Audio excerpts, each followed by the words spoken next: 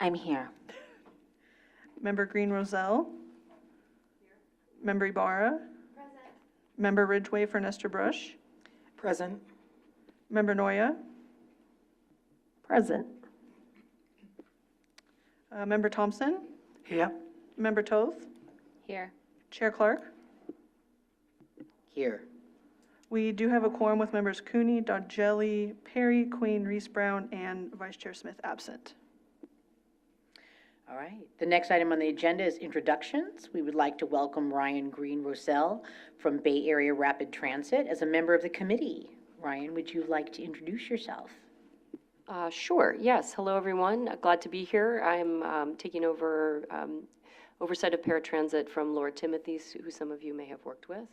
Been at BART for almost 8 years now in the customer access department, and excited to work with all of you. Thank you. Thank you, and absolutely welcome, Member Green Roselle.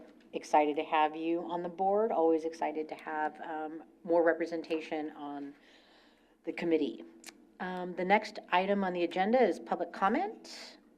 Emily, have we received any written public comments? We have not received any written public comments. All right. Is there anyone who wishes to speak during public comment on an item that is not part of the agenda? If so, please raise your virtual hand, and staff or I will call upon you. We do not have any virtual public comments. Okay, and nothing from the audience. So that concludes our public comment item.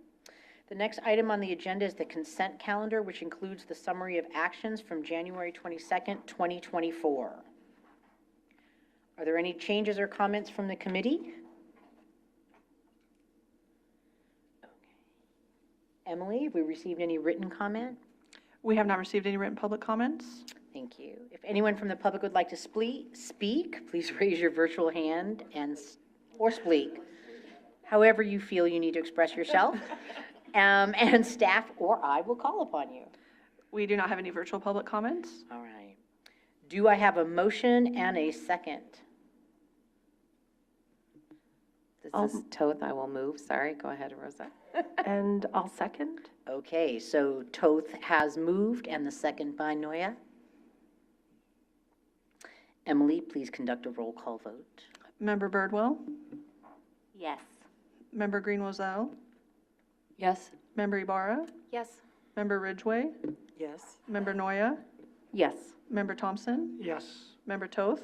Yes. Chair Clark. Yes. Motion passes unanimously with members Cooney, Dodgelli, Perry, Queen, Reese Brown, and Vice Chair Smith absent. Thank you.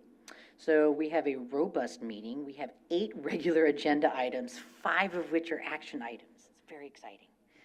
The first is an informational item regarding the draft comprehensive multimodal corridor plan that will be introduced by Matt Kelly and presented by John Zhu with California Department of Transportation.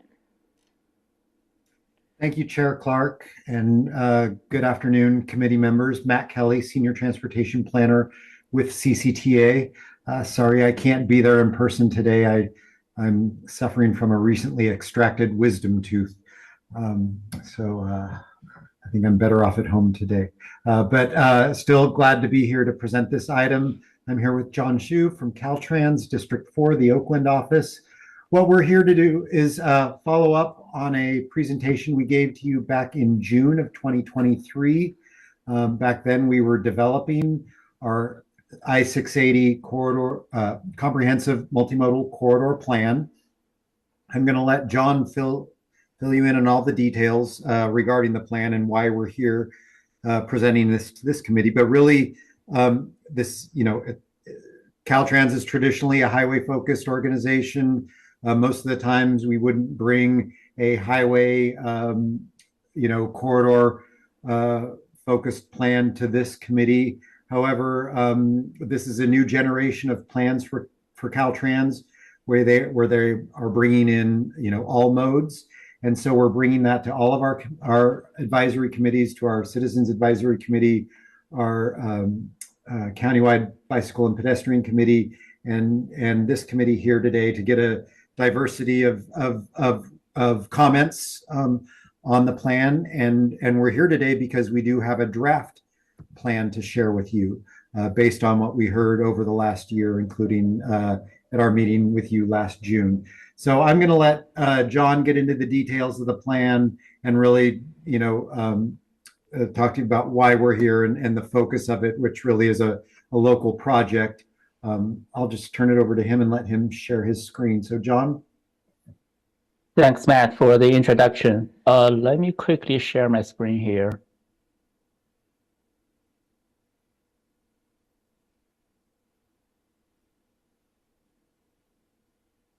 Hope you can all see my screen fine. Good afternoon. My name is John Shu. I'm with Caltrans District 4. I'm the lead for the Contra Costa I-680 Comprehensive Multimodal Corridor Plan, or CMCP. As Matt mentioned, we presented to this committee last summer, and I'm glad to report that we recently completed a draft CMCP, which I will go over today.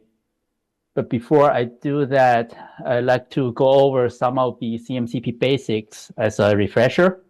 So first, what is a CMCP? The CMCP is really trying to do two things. Number one, to comprehensively identify corridor needs. And then second, recommend projects through a collaborative process to address those needs. I should emphasize the CMCP is a corridor planning document, not a project. So why are we doing a CMCP for the I-680 corridor here? The reason is twofold. First, Caltrans is required by law to do long-range system planning to identify corridor needs. And second, the CMCP will qualify corridor projects for future funding opportunities, such as the SB1 Solutions for Congested Corridors program. As you are probably aware, we're trying to nominate the northbound I-680 Express Lane completion project to the Solutions for Congested Corridors program. So we need to develop a CMCP to qualify the project. So here's a quick overview of the corridor study limits. So the CMCP covers the entire I-680, both the freeway mainline and the ramps. It also includes local arterials, rail and transit services, such as the new express bus service. We're including bike and ped facilities, such as freeway crossings and parallel facilities, such as the Iron Horse Trail. And also we're including park and ride lots and shared mobility hubs. So in terms of the CMCP development schedule, as Matt mentioned, we recently completed the draft CMCP. And we're targeting the end of the fiscal year to wrap up the CMCP. It will take some additional time. Once the document is approved, it will take some additional time to get it remediated so we can post it on our website. The development of the CMCP is guided by these 7 corridor goals. I won't go over them individually, but I will just say that these are also the goals for the Innovate 680 program. For those of you who don't know, the Innovate 680 program is really a comprehensive list of multimodal projects with the goal to improve corridor travel experience for everyone. So we're just using the same goals for the CMCP. And these goals were used to evaluate corridor projects. So today I want to mainly talk about 2 things. First, the engagement, and second, the final project list. So on the engagement front, I'll start with stakeholder engagement. So seeing on the screen are the 5 main stakeholder engagement venues we have been using. There's the Innovate 680 Technical Advisory Committee and the Concept of Operations Working Group, or the Tech ConOps Working Group. There's also the Innovate 680 Policy Advisory Committee, or the PAC. Matt mentioned that we have been engaging with this group as well as the Citizens Advisory Committee as well as the countywide Bicycle and Pedestrian Advisory Committee. So here's a high-level summary of some of the key feedback we received from stakeholder agencies. It was mentioned that the safety, especially bike and ped safety, is a top priority for this corridor.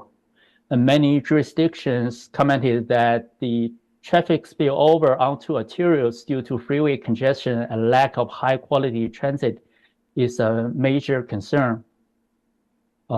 Many folks suggested bus priority projects, as well as first mile and last mile connections.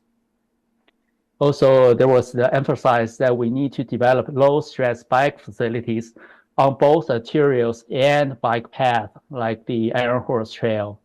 Last but not least, it was recommended to include charging infrastructure for both electric vehicles and e-bikes. So let's pivot to public engagement. CCTA conducted a series of public engagement events last summer, known as the Summer Events series. So 6 events occurred along the I-680 corridor. Of those 6 events, Caltrans staff attended 3 of those. They included the City Center Farmers Market in San Ramon on July the 29th, the Music and Market event in Concord on August the 10th, and the Farmers Market in Martinez on August the 27th. So here on this slide include some of the key public feedback. Many folks commented on we need more frequent and more reliable transit. Folks also wanted improvements along the Iron Horse Trail, especially at crossings with local arterials. Bike parking was recommended as well, especially at major transit stations. And then at the Martinez event, there were quite a few folks asking about the I-680 State Route 4 interchange, pointing to the need for further improvement at this location. And last but not least, at the San Ramon event, several folks commented on the pavement conditions between San Ramon and I-580. On that last point there, we actually communicated this concern to our asset management group, and they confirmed we are actually working on a project to address the pavement conditions at that location. So now let's switch gear to talk about the project list. We have a long list of projects that's being recommended by the CMCP. First, there are highway projects, such as the northbound express lane completion project I just mentioned. There are a couple of auxiliary lanes projects, as well as the I-680 State Route 4 interchange improvement project. Then there are more technology-focused projects, such as the corridor adaptive route metering, as well as the coordinated adaptive traffic signals projects. There are quite a few transit projects, including the new I-680 Express service, a bus on shoulder project, as well as projects suggested by our transit stakeholders, such as BART and County Connection.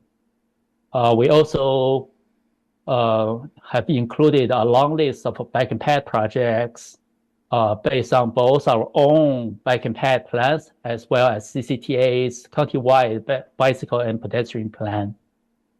There are also shared mobility hubs projects, EV charging stations, as well as a couple of studies, including a transit study, as well as a climate change adaptation study to try to address the climate change impacts at the I-680 Marina Vista interchange area.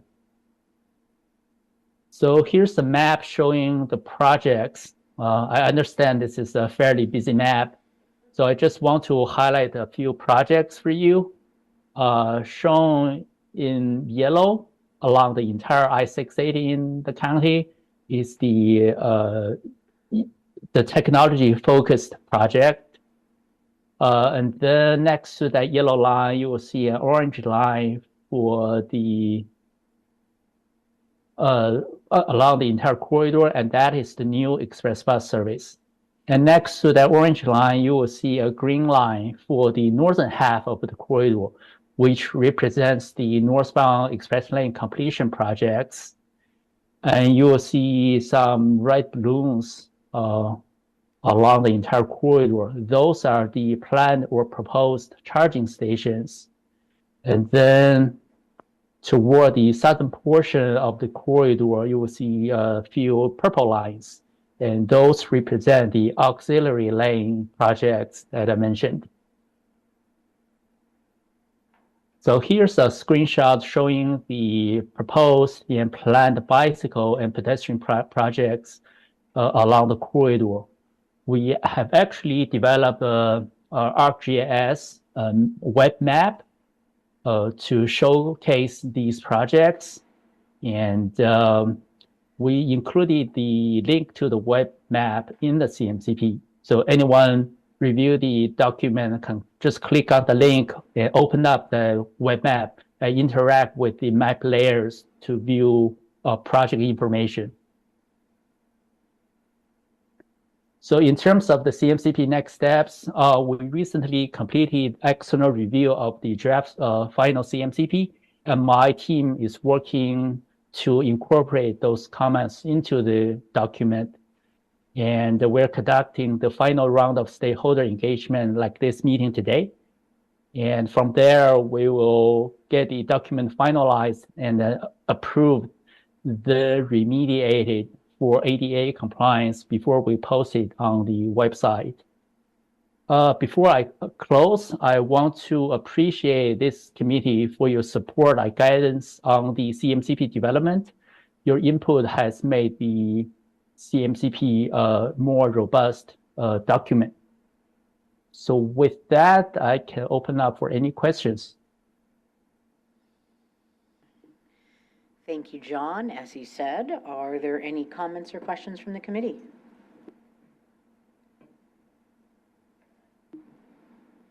Hi, this is Debbie Toth. I just wanted to thank you for bringing it to the Paratransit Coordinating Council. Oftentimes, we tend to think about accessibility afterwards. It's like sprinkling nuts on the sundae instead of like picking the flavors of the ice cream. And I feel like we're part of the selection of the ice cream, and I appreciate the inclusion and the eye toward equity and access. Thank you. Thank you.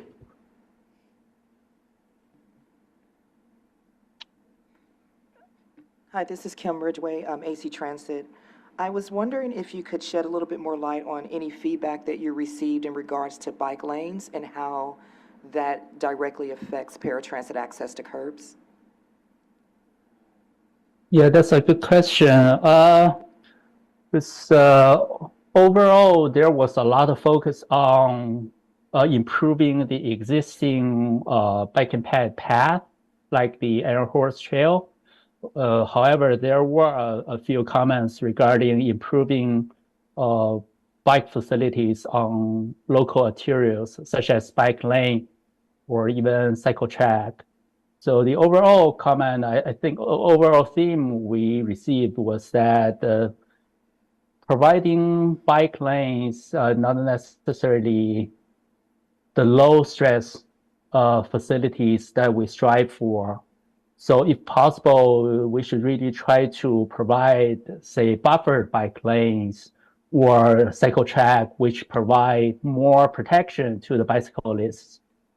But that being said, I think most of those projects would be implemented along local streets. So Caltrans is not really in a position to implement those project ideas. Instead, we would like to support local agencies when they decide to implement those improvements. And as you probably aware, there are quite a few funding programs out there these days, both at the federal level and at the state level. So when a local jurisdiction wants to apply for funding to these funding programs, they can reach out to us and we can review their projects. If we decide their projects is also aligned with Caltrans goals and strategic plan, and then we can write a letter of support to support such funding applications. So that's really the role that Caltrans can play. Again, we want to be a good partner in corridor planning and in the project implementation. So I'm not sure if that directly answers your question, but yeah, that's pretty much Caltrans' role.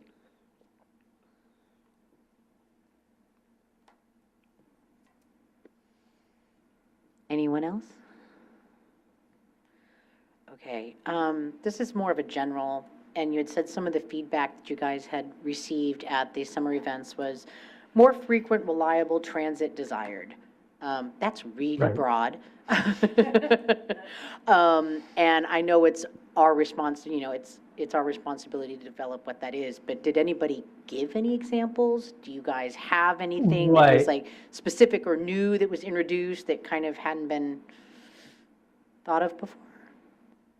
Yeah, I think I can highlight a couple of those for you because at the ceremony event, I think there was a comment for asking for more transit services across I-680. I think it was along Bollinger Canyon. That was one example. And another example was at the Martinez event, because there's still quite a bit of distance between Martinez and the nearest bar station. So there was a comment that we should try to implement more transit service connecting Martinez to bar stations. So those are the comments that I could recall from the top of my head. Thank you. And also the the I-680 Express Bus, would that just be using the HOV lane or the toll lane? Or is it for expanding and putting a lane in for that? Which Well, not be I easy. guess, yeah, so there are two parts to that. First, north of 242, there's already the HOV lane. We're talking about the northbound. So the project would convert the HOV lane to an express lane. But that doesn't really affect serving the buses because the lane is already there. And then between State Route 242, 24 and the 242, there's currently a gap in the HOV lane or managed lane system. So the project will try to fill that gap, or at least close the gap or shorten the gap to better support transit. And speaking of the new transit express bus transit service, my understanding is that the buses can use the managed managed lanes in both directions. But also the Innovate 680 program includes a pass on shoulder project. So during congested time, when buses have a hard time weaving to the left to access the managed lane, they could stay on the right shoulder to bypass some of the congestion. So it's really a package of different projects working together, trying to improve the overall travel experience. On a personal note, that's really great to hear. I did that commute for 13 years, and I'm very well aware of that gap. Right on the edge of Alamo, Walnut Creek, up to Yeah. 242, and how it backs up in miles because of it. So that's actually wonderful to hear. Nothing else? Okay. If anyone from the public would like to speak, please raise your virtual hand. Staff or I will call upon you. We do not have any public comments. Thank you. The next item is an action item regarding the review of the recommendations in the City of Richmond's Measure J Program 15 Paratransit Program Audit, which will be presented by Rashida Kamara.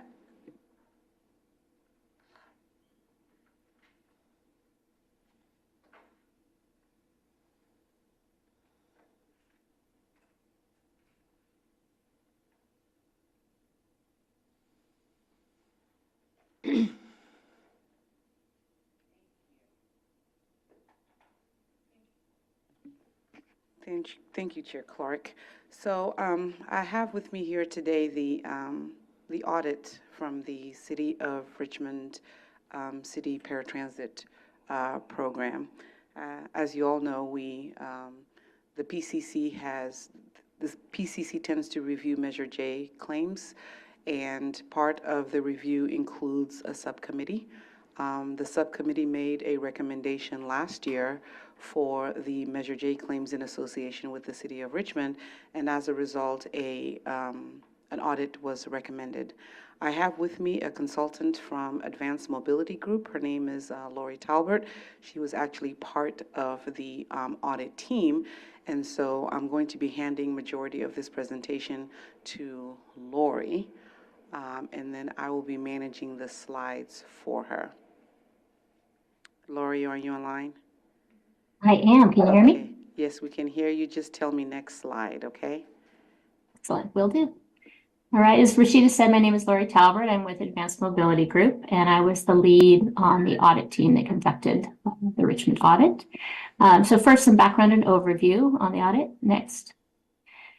So it's my understanding that the January meeting, of course, the PCC members approved the staff recommendation to authorize the audit to take place. And then in February, the board authority approved the funding of that audit.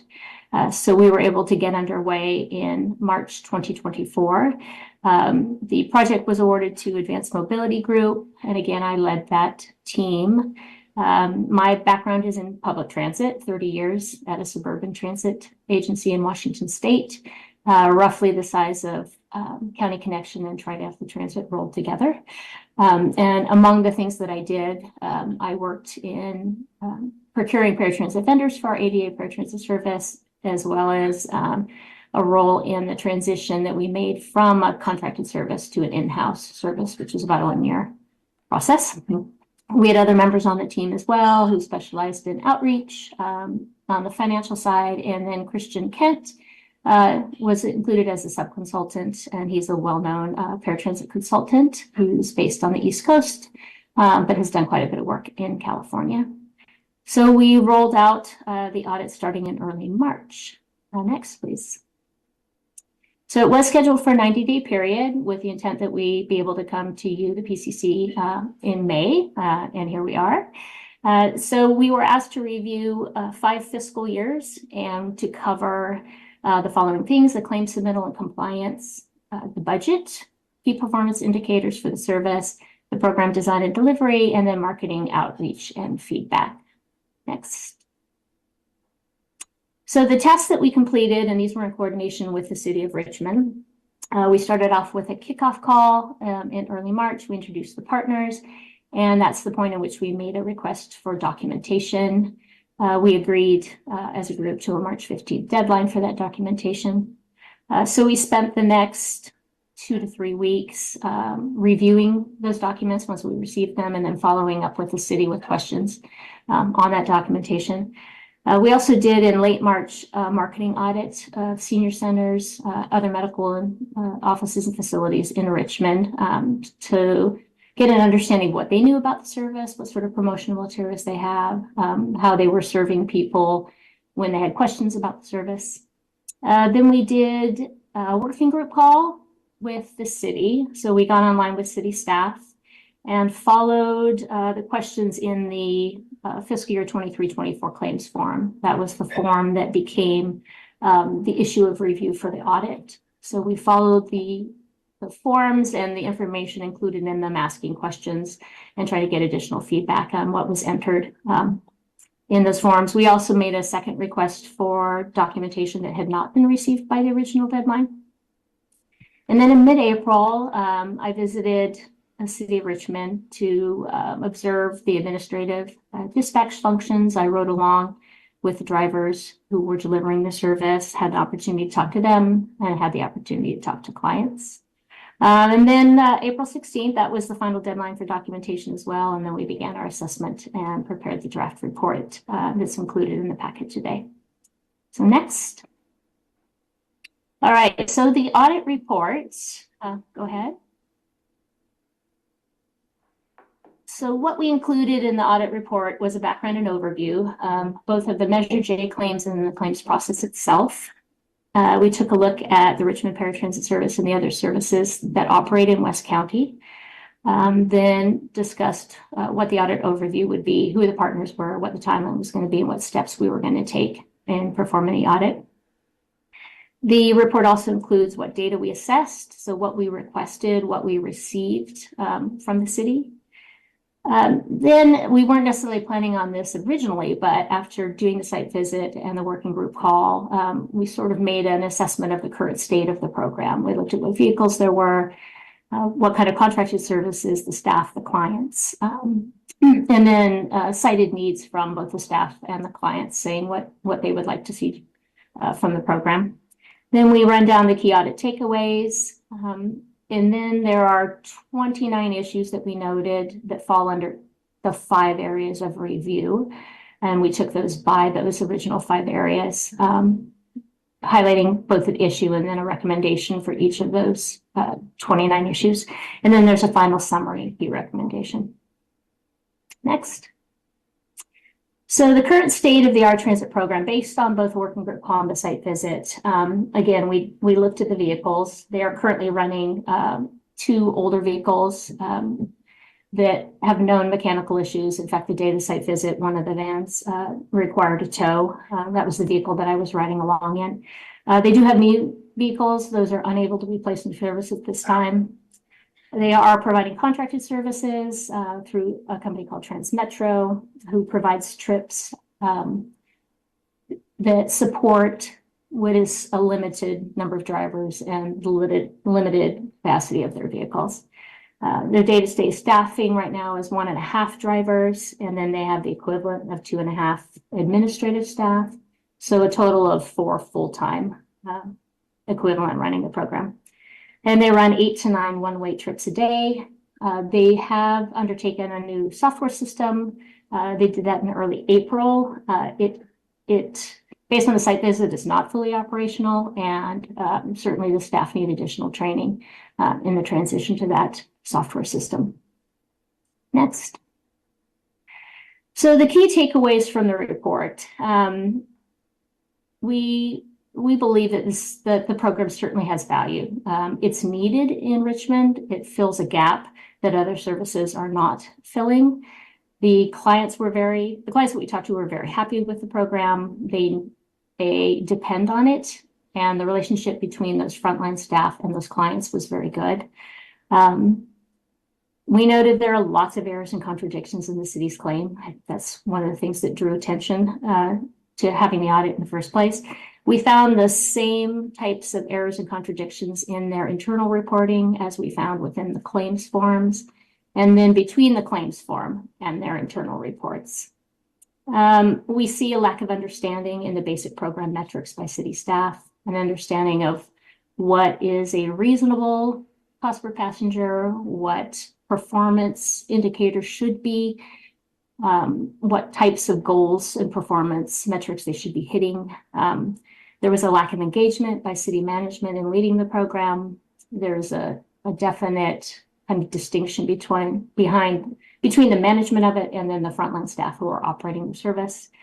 We also believe that CCTA's oversight needs to improve, and then the forms and the claims process that CCTA is using could be improved to make it clear to claimants what kind of information is expected from them. There's certainly a lack of program promotion, a lack of customer feedback, assessing what changing needs there may be, what their customers need in the way of support and service. And then there's the budget and the costing side. The administrative costs are out of alignment. They are basically running a static cost to passenger budget. In order to carry more people, they would essentially have to increase their budget, but their costs are already out of alignment with their service. So again, there are 29 issues that we noted across those 5 areas of review. We did make a recommendation for each. When we looked at those 29 issues, we sort of looked at them in a silo. So when we looked at each issue, we made a recommendation based on that specific issue. So there may be instances where they seem to contradict each other. For example, we said that they are not promoting the service and they should be, but we also believe that they don't necessarily have the capacity right now to carry more passengers with the number of drivers they have and the vehicles that they have available to them. So the overall summary and recommendation then kind of brings all those recommendations together into a single assessment of the program. All right, next. So the summary and key recommendation. So we do believe, like I said, that a senior paratransit operation is needed to serve residents of West County. There's a value to having it. And I think there are some unmet needs there that could be expanded upon. The issues that we identified really run across every aspect of their operation, again, from vehicles to staff to the clients to promotion. They are suffering from low ridership, high costs, and lack of management or mismanagement. We acknowledge that they've taken measures to improve elements of their program. They did start a Lyft service in 2018. They did acquire 2 new vehicles. Again, those are not operational at this time. And they have purchased a new software system, but without really an understanding of their metrics and their reporting, that software system is not going to really meet its full advantage, particularly if they don't get additional training for it. We believe that the issues that we identified limit the successes that might be realized by these improvements that they've made. And as such, we believe a complete shift in the program delivery is warranted. Next. All right, so the key recommendation was really one of 2 things: that the city either turn that program over to another entity, a separate public agency or a new entity. It would be best to believe it was someone in West County, a program that understood basic service delivery metric standards for providing transit services. We suggested WICTAC might be an ADL agency. Otherwise, if the paratransit service were to remain under the city, that a new full-time administrator should be put in charge of the program. They should work directly with executive management of the city. Their initial priority should be issues of safety and issues of customer care, and that they should address the issue of cost pool allocations that are putting a burden of indirect costs on the program delivery. And then CCTA should develop a performance improvement plan, schedule regular check-ins of the program if, again, it were to remain under the city's service, and that it be monitored regularly. And then as well that they look at the cost and pluses and minuses of transitioning to an entirely contracted paratransit service where someone else is providing the drivers and the vehicles to operate the program. Right, next. All right, so this is the PCC actions and next steps. I don't know, Rashida, if you want to cover these. Yes, thank you very much, Lori, for that. So for the PCC, staff seeks review, hopefully you have reviewed it in the few days that you've had it, and approval of the recommendation as a draft of the Richmond Paratransit Program measure. What this means is that you will approve the draft to go to the board. The board will then either approve or not approve the recommendation.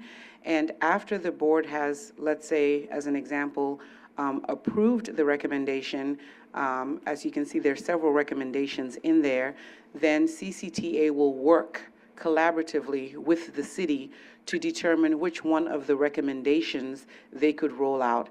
It is important that we work with the city so that there is not a drop in current service levels, that current service levels will continue until either one of the recommendations is rolled out, and we will bring it back to the PCC to determine which one of those recommendations we will roll out. So currently, we're requesting that you recommend that the report and its recommendations are sent to the board for approval or not approval. And we'll be more than happy to take questions at this moment.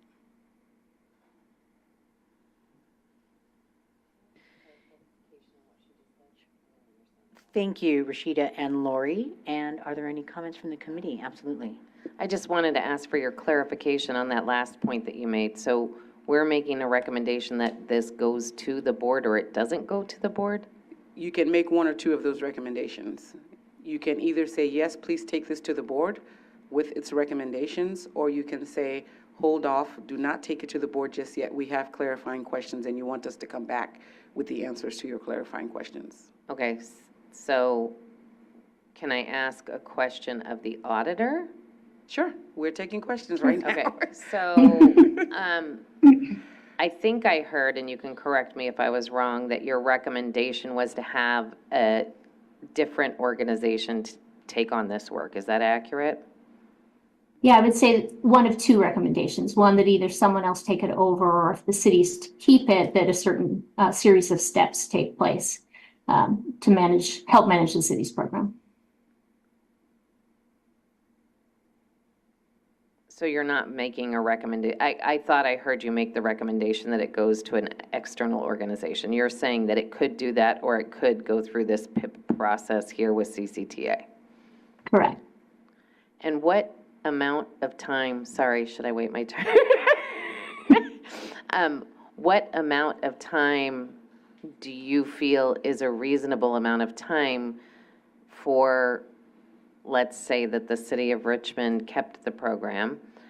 What is a reasonable amount of time for them to get to a point where they're serving the number of people they need to be serving on a daily basis and recording it accurately and have come up with less than 27% administrative cost, even pulling out of the pool? Like, what is a reasonable time for all of those things? Because there were a lot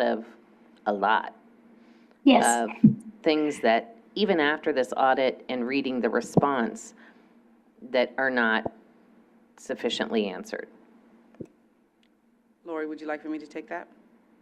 Sure. Okay, so there are two recommendations. One is either it stays with the city of Richmond, and then they try to address it, plus try to address the cost pool, or that it goes out to an outside entity.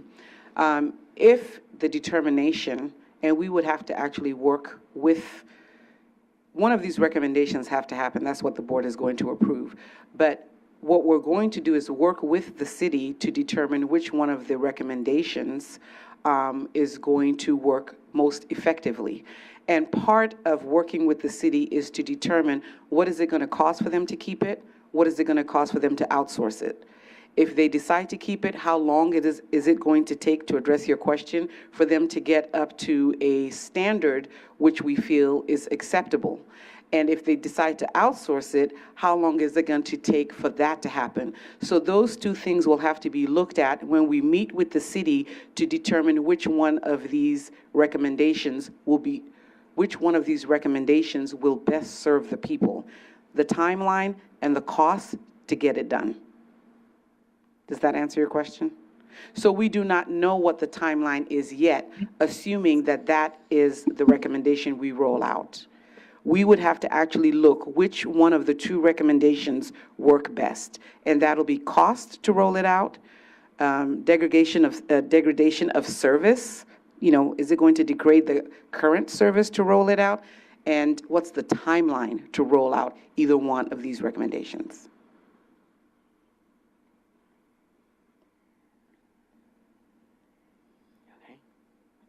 Ridgway. In your staff, I'm sorry, this is Kim Ridgway, AC Transit. In your staff report, the recommendation for bullet 1 said the city should assign a new full-time program administrator. Is that full-time program administrator to be hired regardless if they keep the program in-house or they outsource? This is someone who will oversee that and ensure that the contractor is doing it. Okay. And I heard through your presentation, Lori, that city staff currently isn't quite up to speed as to how to manage these types of programs. So is the recommendation to hire externally or train someone in-house, and then who would be responsible for that training? I could probably take that too, actually, for now. Yeah. So during this entire process, members of the city staff, both in their finance department, in fact, we actually have some staff here, I've been quite impressed with I don't know the answer, teach me how to do this. So I believe that the current city staff, other than the program manager, they have actually used this opportunity as a learning platform, so that whether it is outsourced or kept with them, they have taken certain action to better understand the current program that they have. As a result, they've spent the past, at least from January through now, going over their past claim forms, and we have met outside of this auditing team to better understand what's going on. And as they have engaged not just the frontline individuals who have been responsible for rolling out the service, but the executive team of the city itself have also been engaged in the process. And they've been engaged in that process, one, to understand the service that they have, two, to learn the claims form, but three, to show their cooperation with the claims form. And I think that that cooperation exhibited itself in some of the responses that they gave as a result of them digging a little bit deeper and trying to understand the services that they roll out. So whether the recommendation is to stay in-house, I think that they have shown a commitment to understanding a lot better the services that they run and what is going to be required of them to operate it. Now, if the services are outsourced, we do believe that there is going to be some kind of obligation of the city that services are going to be ran in their city. There's definitely a certain knowledge and accountability that they'll have to know. So it seems to me that no matter which recommendation moves forward, they would have to better understand the services that they have and better be prepared to oversee the services that are being rolled out. I hope that answers your question. Yes. So, Rob Thompson with Westcat. Just one question on the first recommendation where it talks about potentially another agency kind of taking over the program, and it does list WICTAC as that potential. Without having spoken to John, but I guess my concern with that is it does talk about this being a new provider with understanding of service metrics and standards.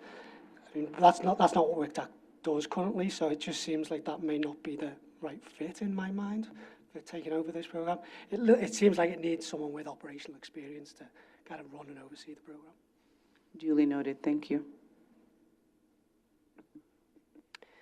Yeah, I was hoping for a little more explanation of how the situation evolved. Like, is the sense that it was not properly staffed up until this point, or that staff weren't properly trained?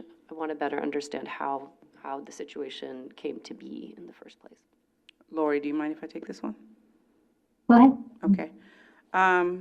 So the Measure J, the Program 15 Measure J funds that are allocated to several programs that provide transportation for seniors and persons with disabilities requires that a claim form is submitted every year.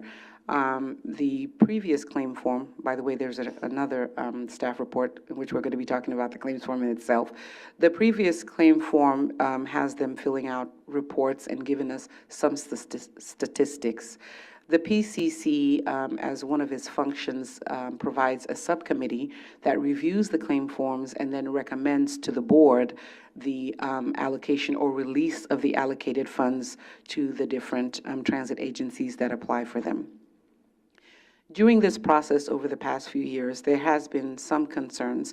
Usually the way the process works is that the subcommittee meets, they review the claims forms as they have been submitted, then they actually interview the transit agency and ask for clarification.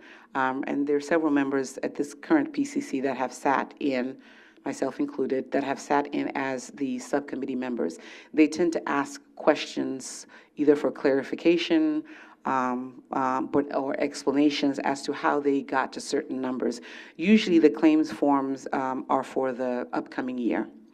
Over the past 5 years, with COVID included, the COVID year, the main COVID year, which I think may have been 2020 and 2021, there was just a form that says we were still rolling out service even in its simplest form.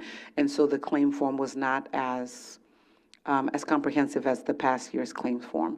The past few years, there have been concerns about the City of Richmond's claims form for their services, and those concerns have ranged from incorrect data being put into the different fields, questions about the amount of passengers that are being served, questions about policies, whether or not policies are enforced, questions about staffing levels, questions about the cost pool, how much money was being spent on the cost pool versus the service itself. The range of questions over the past few years have been many.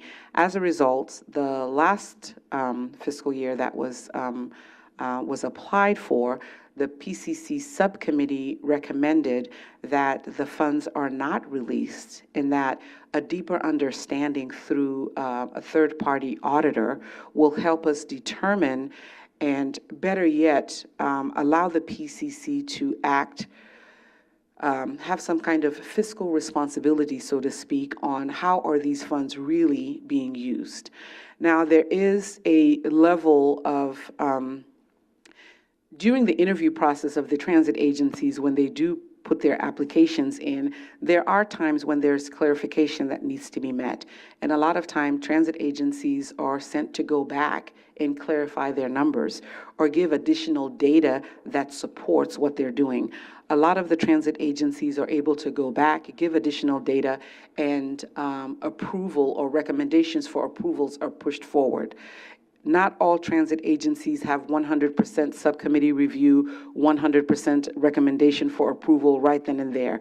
I have to say, even as in my prior life as a transit agency that submitted a claim, I had been asked at one time to go back and provide additional data that supported some of my programs before the recommendation for approval was given. So it is not unusual. But unfortunately, because after several attempts to go back and give clarifying data, and I think in this particular case, there were 3 attempts to go back and give clarifying data, and there were still the data did not align, as Lori mentioned earlier. The final recommendation by the PCC subcommittee was that a third-person audit using City of Richmond funds be done, and so that an in-depth look. I must say that when it comes to the PCC subcommittee, you will hear as we go on with the PCC that we have volunteers from this exact forum that make up the subcommittee. And sometimes the subcommittees are made up of actual transit providers, sometimes they're made up of riders, sometimes they're made up of social service agencies. And so you may not get the full depth and breadth of knowledge to look into a claims form unless somebody actually understands some of the operational or financial aspects of the operation itself.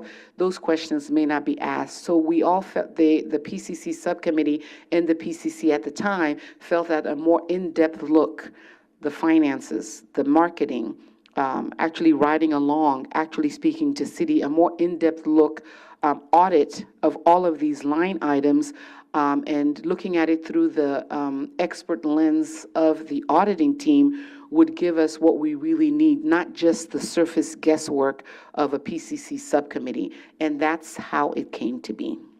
I hope that answered your question. So Debbie Toth again.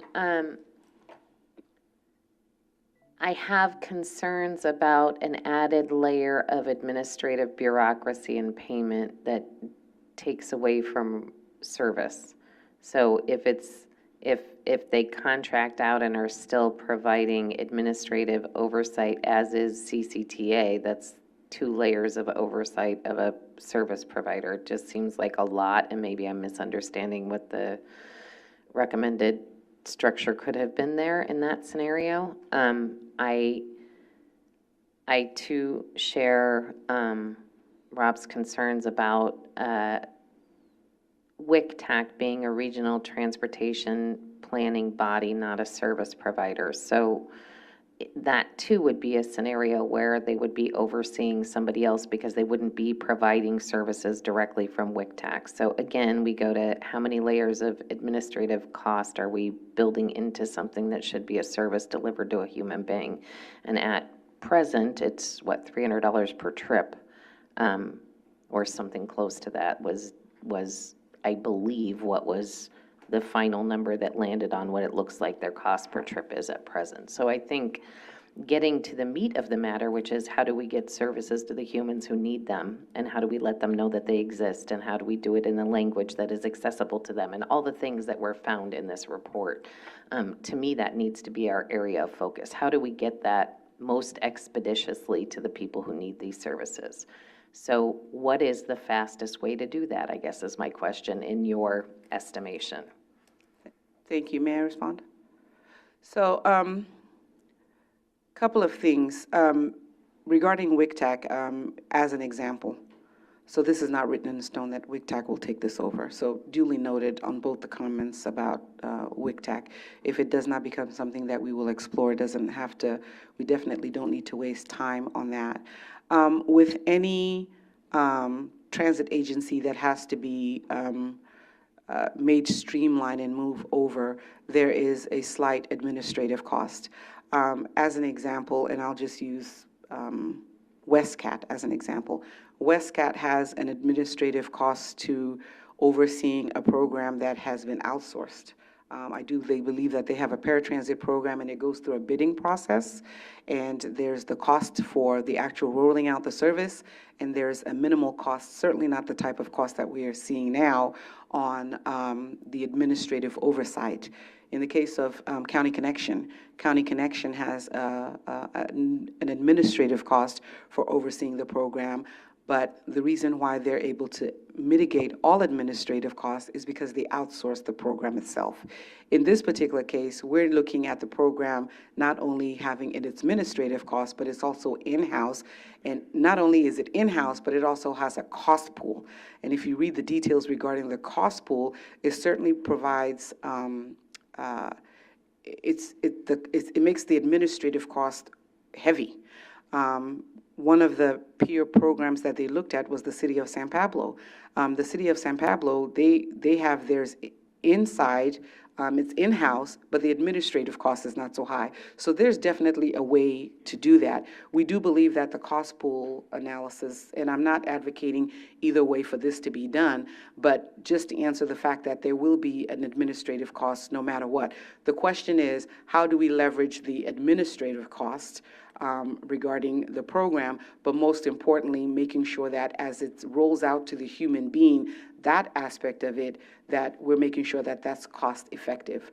I do believe that we have to be able to work, CCTA will work collaboratively with the city, and we will not roll out any one of these recommendations unless we know that we can roll it out and it is cost effective, and majority of the funds that are being allocated for these services are being used for the human being, whether it's the existing human being or the human being that is an unmet need that's out there as a result of the way that it's currently being rolled out. So I believe that until we get to that actual part, it does need to go to the board. The board needs to recognize the fact that there are two things that need to happen. And either way is not the way that it's happening right now. We either need to get a program out there with a new program manager, or we need to figure out how to outsource this. Now we need to go back and determine which one is going to happen faster, which one is going to happen the most cost-effective manner, and which one is not going to degrade service during the process of transition. Those three things are the things we need to be able to look at.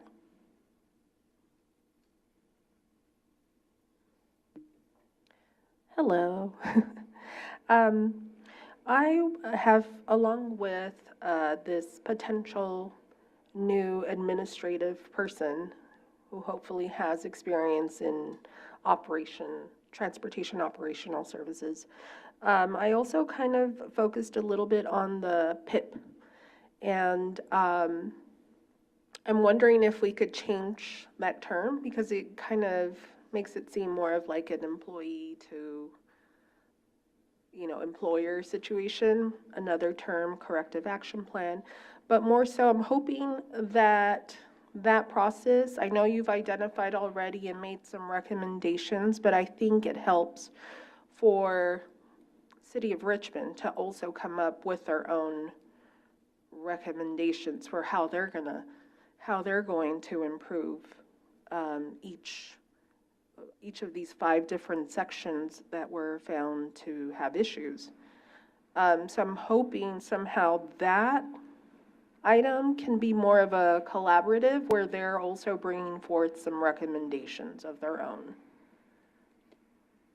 So once the draft has, depending on what the PCC says regarding the draft report and the recommendation, and it goes to the board, the process of choosing one of these 2 recommendations will go through that path.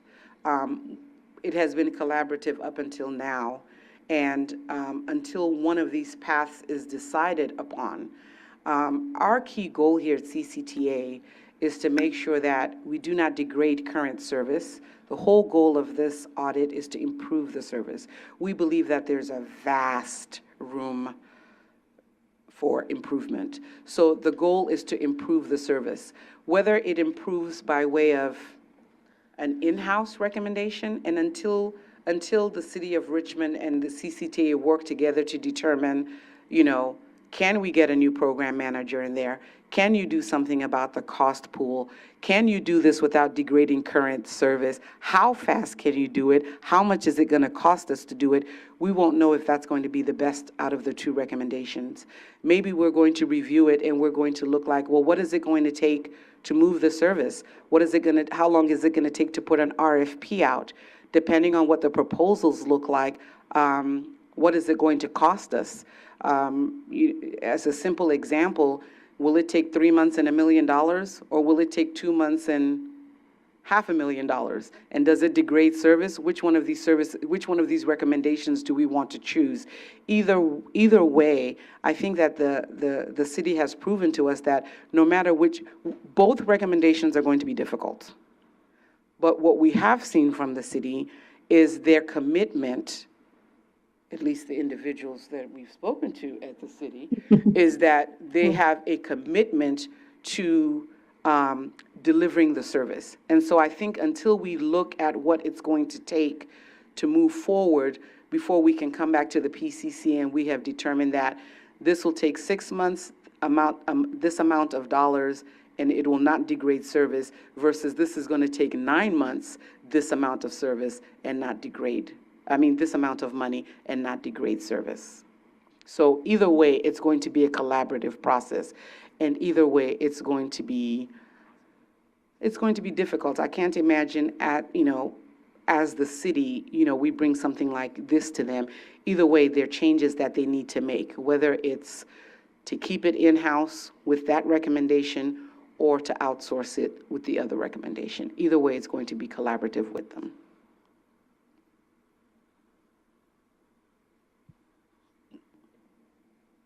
I feel like this is a 10-hour discussion that we're trying to pack into a half an hour. I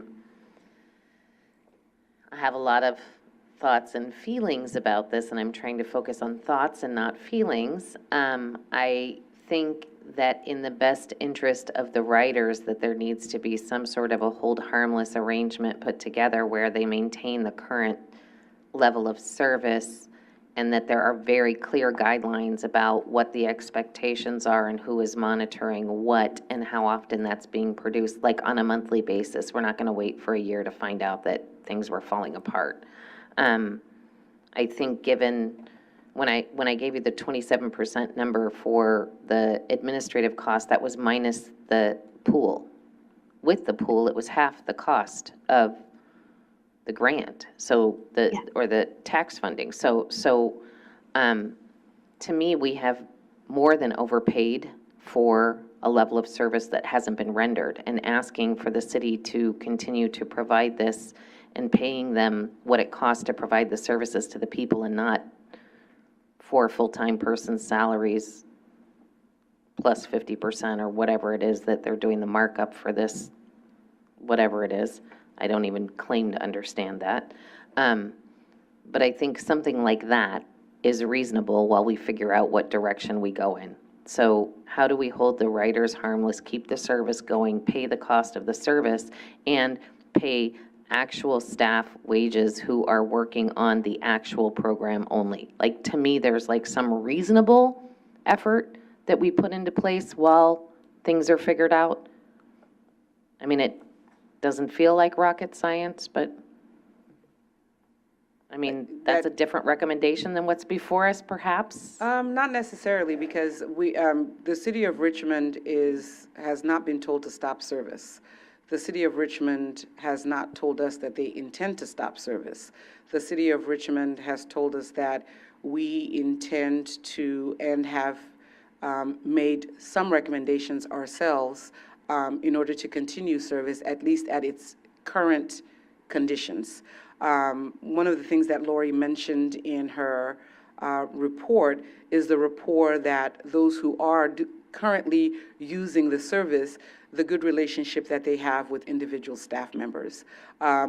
We have not received any information from the city of Richmond that their staff is quitting and that they intend to see this process to the very glorious end, no matter what it may be. So we have that commitment, but for sure, depending on what the recommendation is from this body and what the recommendation is for the board, as we continue to move forward, it makes perfectly good sense to say that we should hold current service levels as we work through this process. We don't intend to let this process go on for the next year or the next year or two.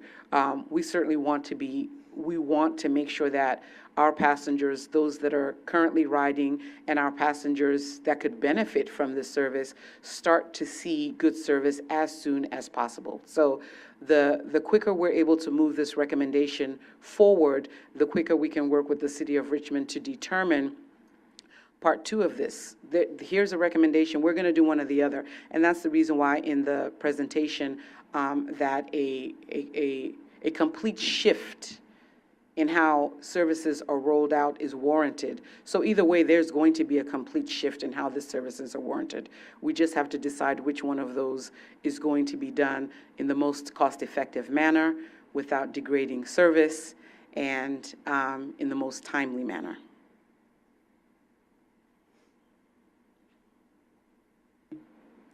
Any other comments from any other board members? Okay, I have a couple. Thank you for the report. I know it's really, it's been a lot of work, and I'm just gonna, new member Green Roswell, I think you brought up a really good point. How has this gone on for so long, or, seems to have been degraded to a point, and I'll just, again, it's the third highest paid program out of Measure J, and it's got 1.5 drivers and 2 vans. I do think, and we've talked about this at this body, and I know it's not specific to this report, but that somehow that there is a level of standard, a level of service that's given based on money, and that depending on the money that you do receive, that there is some type of, and I know that we haven't put that in place. I know that's hard to do because that's already been developed. But looking at something to even give recommended standards of this is what an average should cost. If this is the money that you're getting, this is the average service that you should be delivering. And for somebody like me, who's been in this transportation business for 4 years, and I came in, 4 months before claim form was due, it would have been great to have those kind of markers and recommendations from this body that says, hey, you're getting this amount of money. This is the recommended you should be doing about this and about this based on your population and the amount of funds that you're being received. And again, I know that we can't change the rules around how people are getting this, this tax measure, but I think that that would be really helpful for every transit agency that's getting funded, and it sets a standard out there, right? And then us as a board can comment on that standard. I'd really like to see that. I know that's not specific to this report, but I think that that is something that can be incorporated. And one thing that I didn't hear so much was the reporting on the lift service. So I know that they're looking at VIA, they're looking at different programs, and I know one of the concerns from the subcommittee was that there wasn't reporting on the lift service that they were providing. Not really any explanation why we weren't getting, those statistics, how they were getting billed, how they were coming back. I'd like to commend Richmond for putting that together.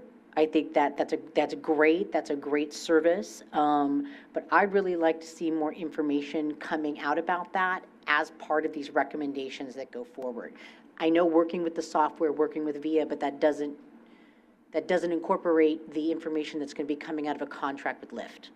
So I'd love to see that involved in that, so we can get that information, especially if it's repeatable.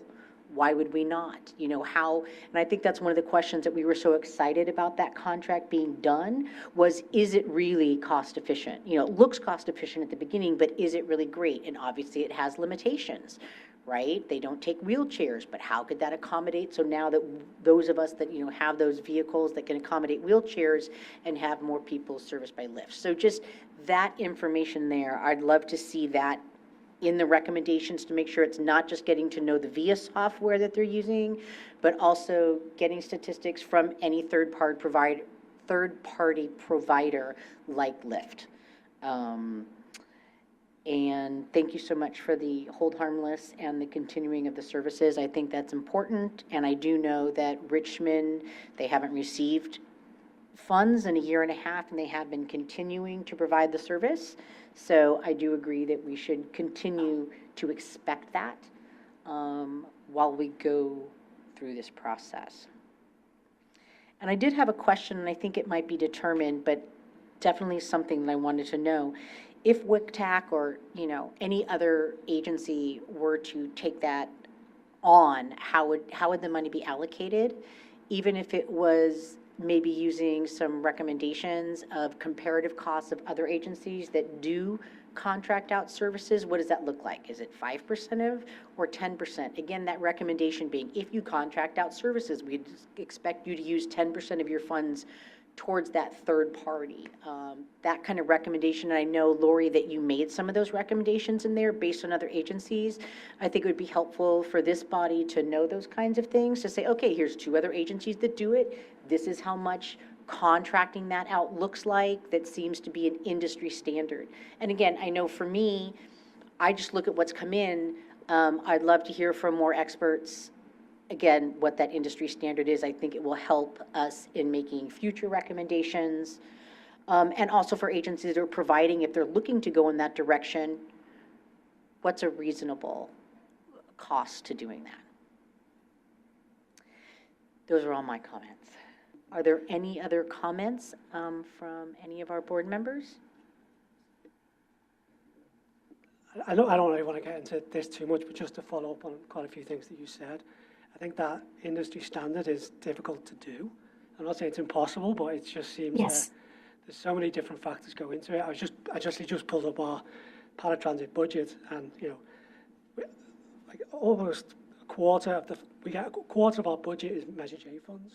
The rest is other funding. So how do you kind of weigh that out in terms of cost per rider? Because we do so many other things within our service other than. So I'm not saying it can't be done. I think it's a difficult thing to get to. I would just second that. I've been trying to calculate some standards for paratransit recently, and it's actually quite complex when you get into it. Although I think it would be really valuable to have, so I totally agree with that sentiment. So I just think it would need to be a project that somebody would have to really delve into. Yeah. Okay, thank you. It might be that that's difficult, and we'll look into that later. But thank you. Yes, no, absolutely. Any other comments from board members on this? Okay, so again, I want to thank you, Rashida and Lori, for giving that. Emily, have we received any written public comment? Yes, Ms. White?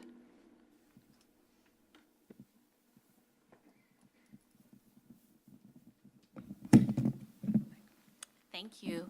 Good evening. My name is LaShonda White. I'm a deputy city manager with the city of Richmond. I wanted to come and make sure I was part of this presentation and the discussion, and it's been very fruitful, and I appreciate it. I definitely want to say I appreciate Rashida. As she stated, we have been at the table together trying to understand what is this claim form? What are you trying to collect? What information? I also have with me Hope Littell, who's the finance manager. So I just want you all to know we are definitely at the table with CCTA in the end goal of making sure we are providing great service, that our residents are served.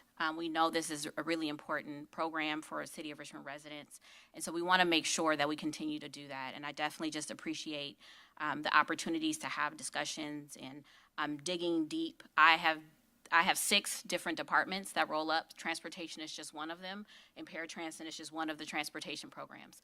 And so I have the fact that I feel like I'm at the table as a deputy city manager. I have my finance manager here, and we also have another deputy that's been involved to make sure we understand the recommendations, to make sure we can implement the recommendations, and work to making sure, once again, we have continuous improvement in our program. So we are definitely at the table.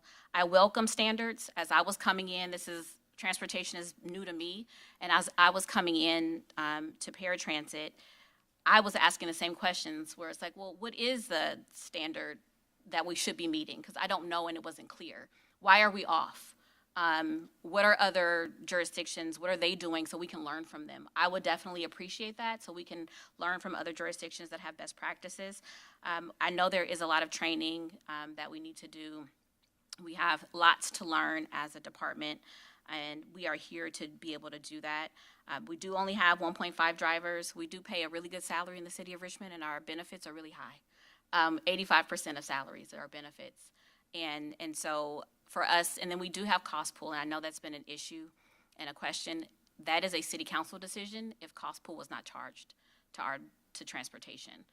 But just city practice, cost pool is charged to every single department within the city of Richmond, and council would have to make a decision not to charge cost pool to Paratransit.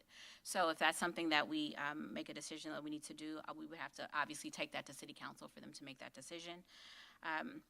We are definitely trying already to do more things to improve the service. As stated in the audit, we have new vehicles that we are hoping to get into operation before the end of the summer. The new software, we have stopped using RouteMatch and are exclusively using the Nuvia software. We've provided them with the claim form so they know what type of data we're trying to collect so we can make sure we get the information that is needed. We have additional staff that's not paid for by Measure J, helping with outreach. The LIFT program, as you stated, in 22-23, we had 13,000 trips just with LIFT. And so we are happy to provide additional information and look forward to this continued partnership. Thank you.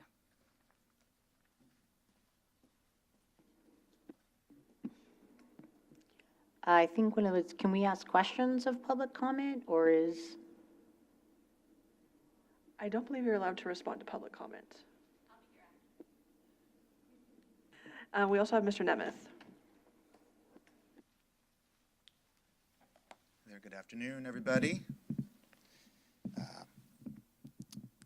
First of all, I just want to say that I'm flattered that the auditors think that we would be the ideal organization to run this program. I just want to be clear, we don't aspire to run the program, and I take the point that a couple folks made that we're not really built to do, we're a planning and funding agency, and even though I've spent a lot of time personally working in transit and I do know something about metrics, I also know enough to know that there's more to running an operations contract than just knowing a little bit about transit metrics. So we're not perfectly suited, and I think it would only really make sense if no one else wanted to do it. If no other city, if the city of Richmond didn't want to do it, no other jurisdiction that's receiving Measure J funding, no transit agency, et cetera, it wouldn't be impossible, but it's not something that we aspire to. I do think that the most simple way forward is for the city of Richmond, for you to set a bar. I think this audit is a good piece of work and is kind of setting a bar. And I think for you as an entity to recognize that bar and set that bar, and then let the city of Richmond determine if they can meet that bar, and I hope that they can. It does immediately get very complicated though, and I think Debbie Toth was kind of getting into that, like, okay, if the city says we're gonna do it, we can make improvements. There's 29 recommendations. How long of a time span are you giving for each recommendation? And if a little bit of progress has been made, but not a lot, what do you do? And so I think it will start getting kind of complicated, but I still think it's a practical approach, and maybe there's no way to avoid in any option here things getting kind of complicated. But you will need to start thinking about how good is the improvement? Is it good enough over time? So I think that's all I have to say. So I know there's no questions, but thank you all for the work. Do we have any other public comment or speaker? We do not have any virtual public comments. Okay, and we haven't received any other written public comments that came in? We have not. Okay. Before we move forward, I just want to see if we have any more comments based on the information that we had, if we have any more comments from the board?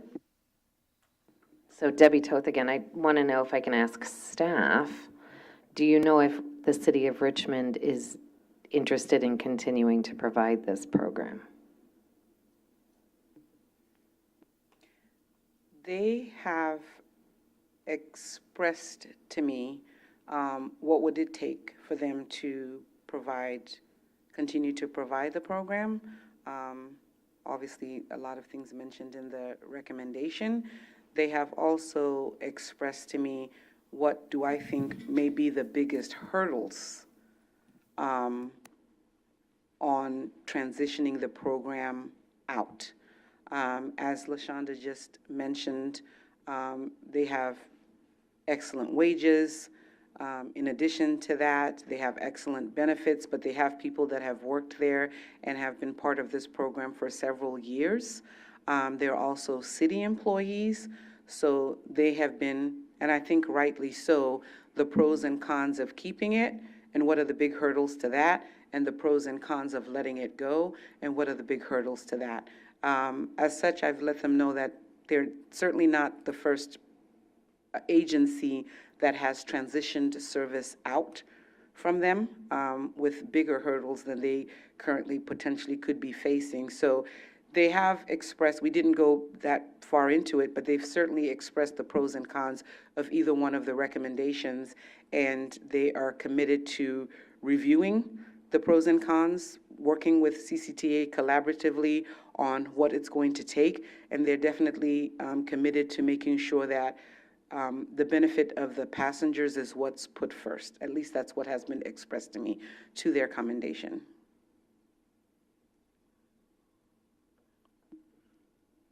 Any other comments? Okay, I do have one. I just wanted to say thank you to the City of Richmond for being here, and I wanted to also just say that CCTA staff has expressed how much Richmond has cooperated in the process, has been interested in the process, and has been very, very active in the process. So I just wanted to say that we have been receiving that information from CCTA staff. We received that information in the audit, so I just wanted you to know that this body has received that information. It's been very positive information. I wanted to review the recommendation one more time to make sure that we all understand what we are motioning for. So the recommendation is staff seeks review and approval of the recommendations in the city's Measure J Program 15 Paratransit Program Audit Draft Report. Okay, so now I will ask, do I have a motion and a second? Debbie Toth, so moved. Kim Ridgway, I second. All right, thank you. Emily, could you please conduct a roll call vote? Member Birdwell, Yes. Member Green Roselle, Yes. Member Ibarra, Yes. Member Ridgway, Yes. Member Noya, Yes. Member Thompson, Yes. Member Toth, Yes. Chair Clark. Yes. Motion passes unanimously with members Cooney, Dodgelli, Perry, Queen, Reese Brown, and Vice Chair Smith absent. Thank you. Thank you, everybody. The next item is an action item regarding the approval of the operator funding claim form for the fiscal year 2024-2025, which will be presented by Rashida Kamara. I'm back. So, recommendation, based on our last staff report, which was the Richmond audit, there was a recommendation, out of 29 recommendations in that audit was recommendation number 14, and that had to do with the claims form itself. This is the reason why this document is in front of you. Chair Clark, you mentioned that when you first took over this position, you were 4 months in, and you had the claim form. At one particular point in time, I think I joined a transit agency, and within weeks, the claim form was due. Having operational insight, it was a little bit easier for me to fill out the claims form, but part of what the auditors did was actually review the claims form. As we continued to work with the city program, you could tell that there were areas of the claims form in which they could understand just a little bit better. And so we looked at the claims form, but more importantly, from an accountability perspective, when I started this, this job in, when did I start? It feels like 2 years ago. September of last year. One of the concerns that we had transitioning from a PCC member to a staff member and looking at the claims form from behind the scenes, you start to realize that, oh, maybe we could do a better job of not only the accountability aspect of this. What are we doing with this form once we get it? We are writing a check and we're giving individuals funding to support services. So as a staff, CCTA staff member, we want to be a little bit more accountable for how these funds are being used. And so coupled with the opportunity to do the audit, plus some recommendations that CCTA staff personally had regarding the claims form itself, we hate that this was printed to you in black and white, but hopefully you had an opportunity to actually see what was track changes in this. Some of the clarifications that we made, some of the explanations that we put in some of the fields, but there were a couple of things that the claims form was going to do. It was going to help individuals who actually fill out the claims form to have a better understanding, but more importantly, it also helps CCTA staff use the claim forms to track service levels year over year and work with the transit agency to determine whether or not service levels were actually getting better or whether they were degrading, and help them to come up with an action plan in order to improve service so that we can demonstrate accountability for taxpayer funds through these measures as they're being allocated to the different transit agencies. So as a result, we've made some changes to the claims form itself to that end. And so staff is seeking approval from the PCC body to implement these claim forms. Now, we chose to put this into the claims form right now because it piggybacked on the Richmond audit. It is going to benefit all claimants of Measure J funds.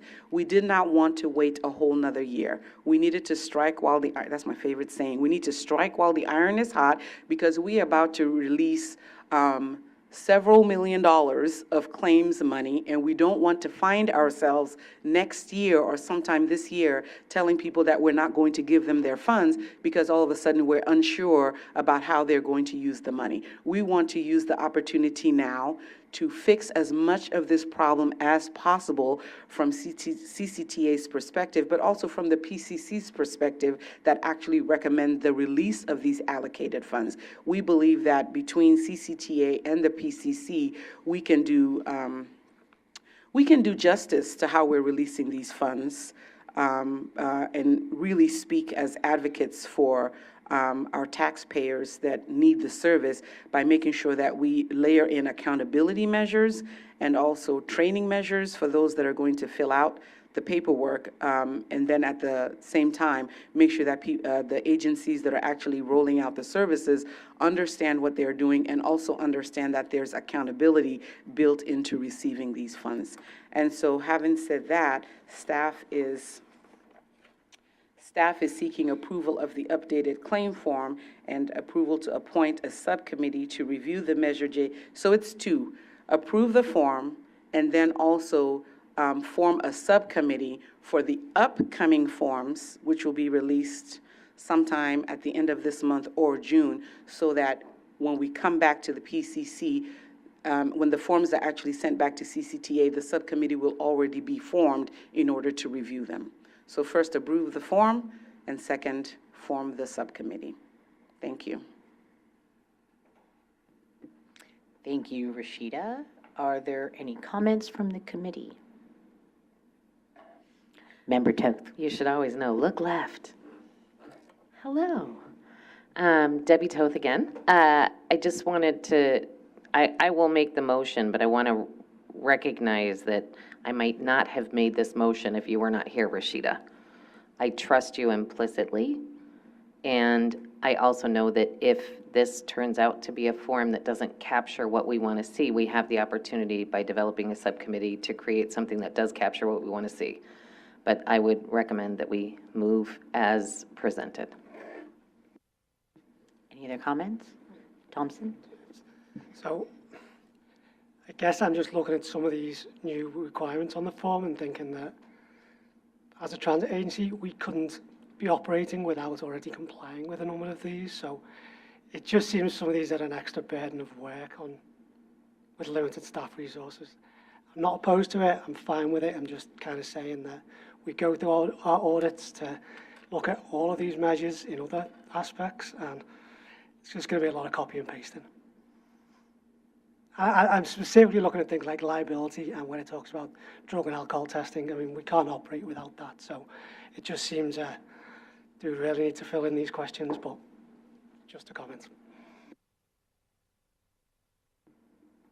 I feel you. This is Debbie Toth again.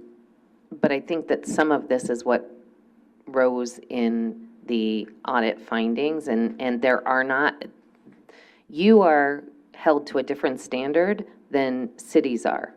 And it's important to gather the information. I'm sorry for the additional burden. And again, that's why I'm okay Yeah, with it. Just, yeah, I understand that part of it. Any other comments? I would also say thank you to CCTA staff and Rashida, who has transitioned from this board to staff members. I know that we have made changes the past 2 years, minor changes to the claim form, and that's been great based on feedback from the subcommittee. And thank you, Rashida, for all the work that you have put into it. I think each step that we make towards that is another step towards that accountability and another step to, as you said, what we owe the taxpayers, for using those funds. So I just wanted to say thank you for that. Thank you. We definitely could not have done it without the input of the PCC, the subcommittees over the years, and what they need to see. We also couldn't have done it without our auditing team. I would like to say that, to Debbie's point, thank you for approving this.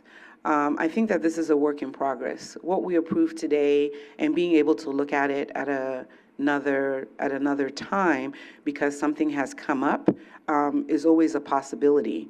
And to Rob's point, we have one document now that we're going to use for claims form, but it doesn't mean that the subcommittee can't come back, especially with the input of the programs are a little bit different. So who's to say that in the future that we won't have a claim form that is specific to the public transit agencies versus the cities versus the nonprofit. But what we do want to do is provide some kind of accountability standard, no matter what the question looks like. We want to layer in accountability standards.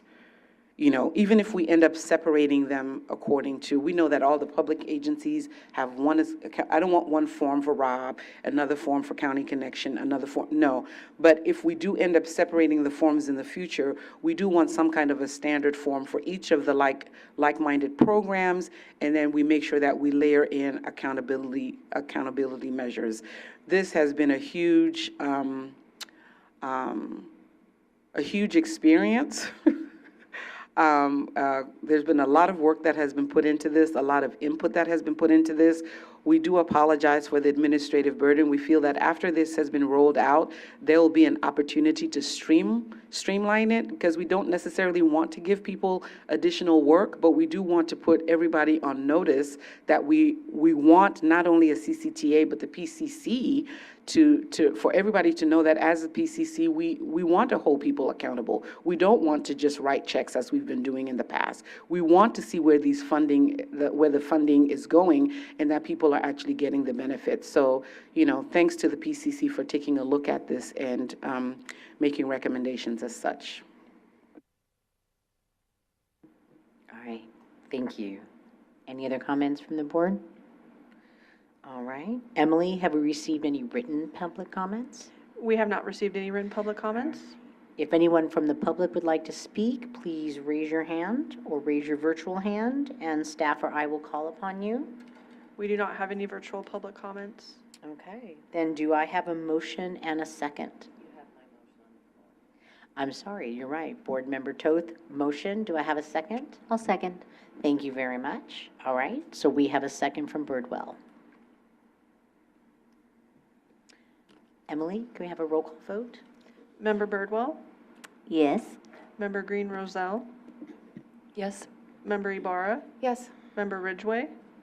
Question, does this also include the subcommittee, or is that going to be a separate motion and vote? So this is a motion to form one. Then yes.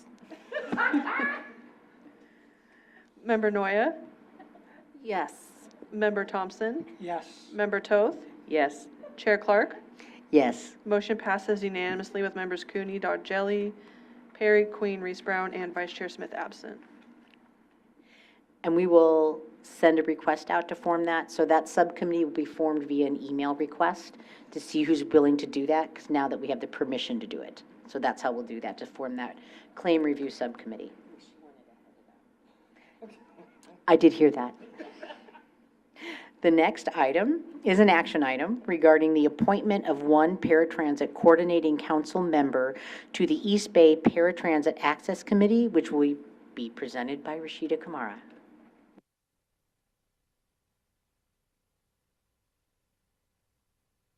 Thank you very much, Chair Clark. This really was a full PCC. So East Bay Paratransit would like to, East Bay Paratransit would like to like to have the PCC appoint one member of the PCC to be represented on their East Bay Paratransit Access Committee. They're requesting that this member be a PCC member and also an East Bay Paratransit rider. As of right now, the only person who fits that criteria is Don Queen. So Chair Clark, staff is requesting that you ask the PCC to approve the appointment of Don Queen as the PCC representative to East Bay Paratransit's East Bay Access Committee. Ooh, that was a mouthful. Did I get it right, Kim? Did I get it right, Kim? Okay, thank you. Thank you, Rashida. Do we have any comments from the board? Does Don have to be present to accept the appointment? No. But we have already spoke to him.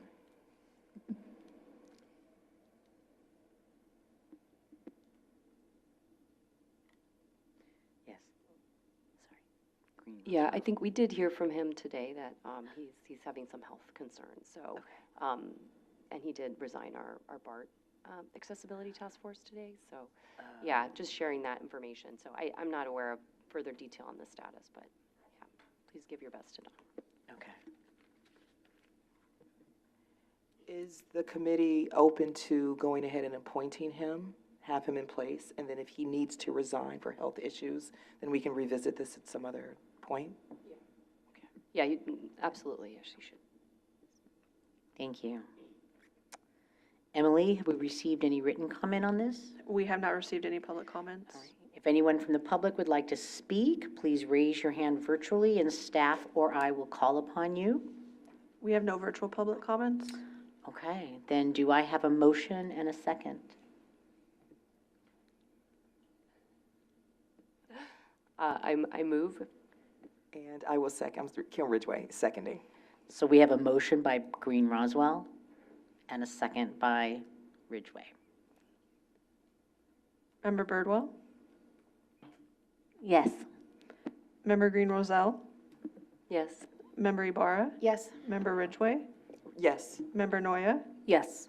Member Thompson? Yes. Member Toth? Yes. Chair Clark? Yes. Motion passes unanimously with members Cooney, Dodgelli, Perry, Queen, Reese Brown, and Vice Chair Smith absent. Thank you. The next item is an action item regarding the expiration of a member's term, which will be presented by Rashida Kamara. Today, we are taking care of necessary business. So, expiration of member terms. As mentioned by the staff report, members are appointed for a 2-year term. Currently, there are 3 members whose terms are expiring. Existing members whose terms are expiring can actually volunteer for an additional term and must be reconfirmed by the PCC. So in addition to expired terms, the PCC currently has several vacant positions that are open. I just want to go ahead and reiterate that because we would obviously like to fill vacant position. West County Rider, we're missing 2. Central County Riders, we're missing 3. East County Rider, we're missing 1. Service agencies, we're missing 3. And we have a non-voting members, we're missing 2. So the staff recommends that the PCC inquire as to interest of existing members whose terms will expire and see if they are interested in continuing terms. Here are the expiring terms coming up. We have Othello Smith, East County Rider. We have Va Ibarra, and then we also have Debbie Toth. So again, staff is requesting that the chair inquire of those individuals if they would like to continue with their positions on the PCC. Member Va Ibarra, would you like to continue? Yes. Excellent. Yes. Member Toth, would you like to continue? Would I like to, or will I? Will you? I will. No peer pressure. And then we have one. Staff will email him Okay, great. because he Thank could you. not make today. There is a secondary request to this membership expiring recommendation, and that is to form a subcommittee to review new member application. As mentioned earlier, an email was sent out to form the subcommittee to review new member application, and there were 3 members of this subcommittee that volunteered. So part of this recommendation is to approve the formation of this subcommittee that will review applications.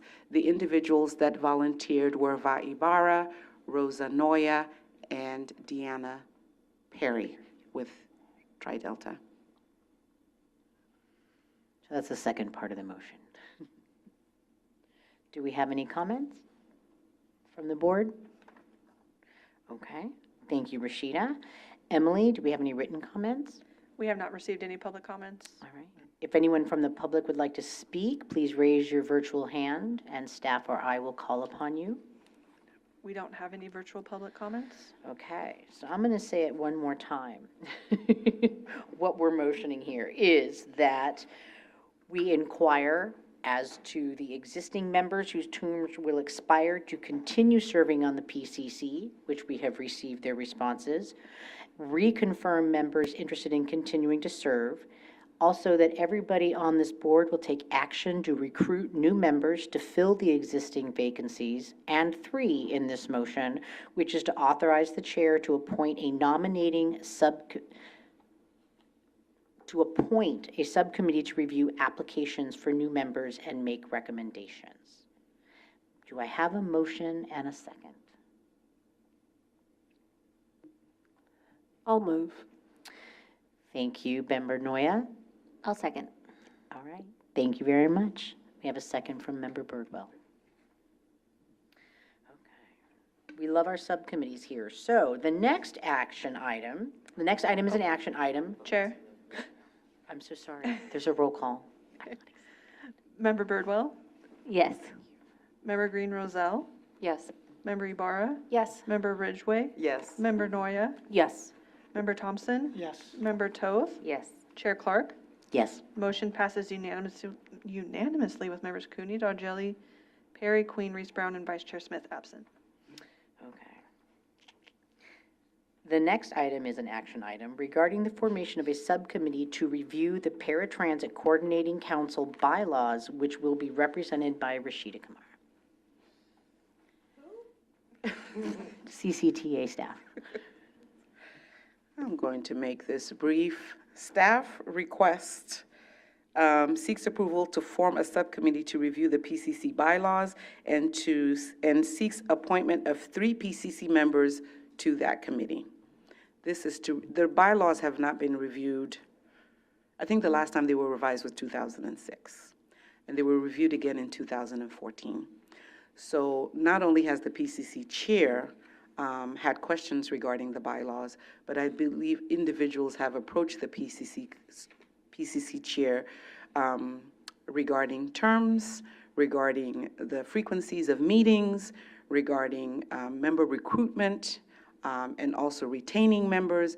And so a review of the bylaws would be the first jumping off point to see whether or not those items could be addressed. So again, staff seeks approval to form a subcommittee to review the PCC bylaws. Do we have any comments from the board?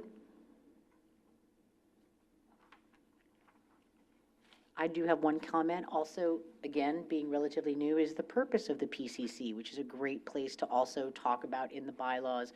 What is the purpose? What are the purpose of the members, and kind of, what is our representation? So that's something that I myself have had a question, and other members have questioned. I think it's a great thing for us to identify. Okay, so thank you, Rashida. Again, any more comments from the committee? Okay. Emily, have we received any written public comments? We have not received any public comments. If anyone from the public would like to speak, please raise your virtual hand and staff or I will call upon you. We do not have any virtual public comments. Okay, so do I have a motion and a second? So moved. Kim Ridgway, I'll second. All right, thank you. We have a motion from Toth and a second from Ridgway. Oh, I'm so sorry. I apologize. A motion from Green Roswell? Green Roselle. Roselle. I have it.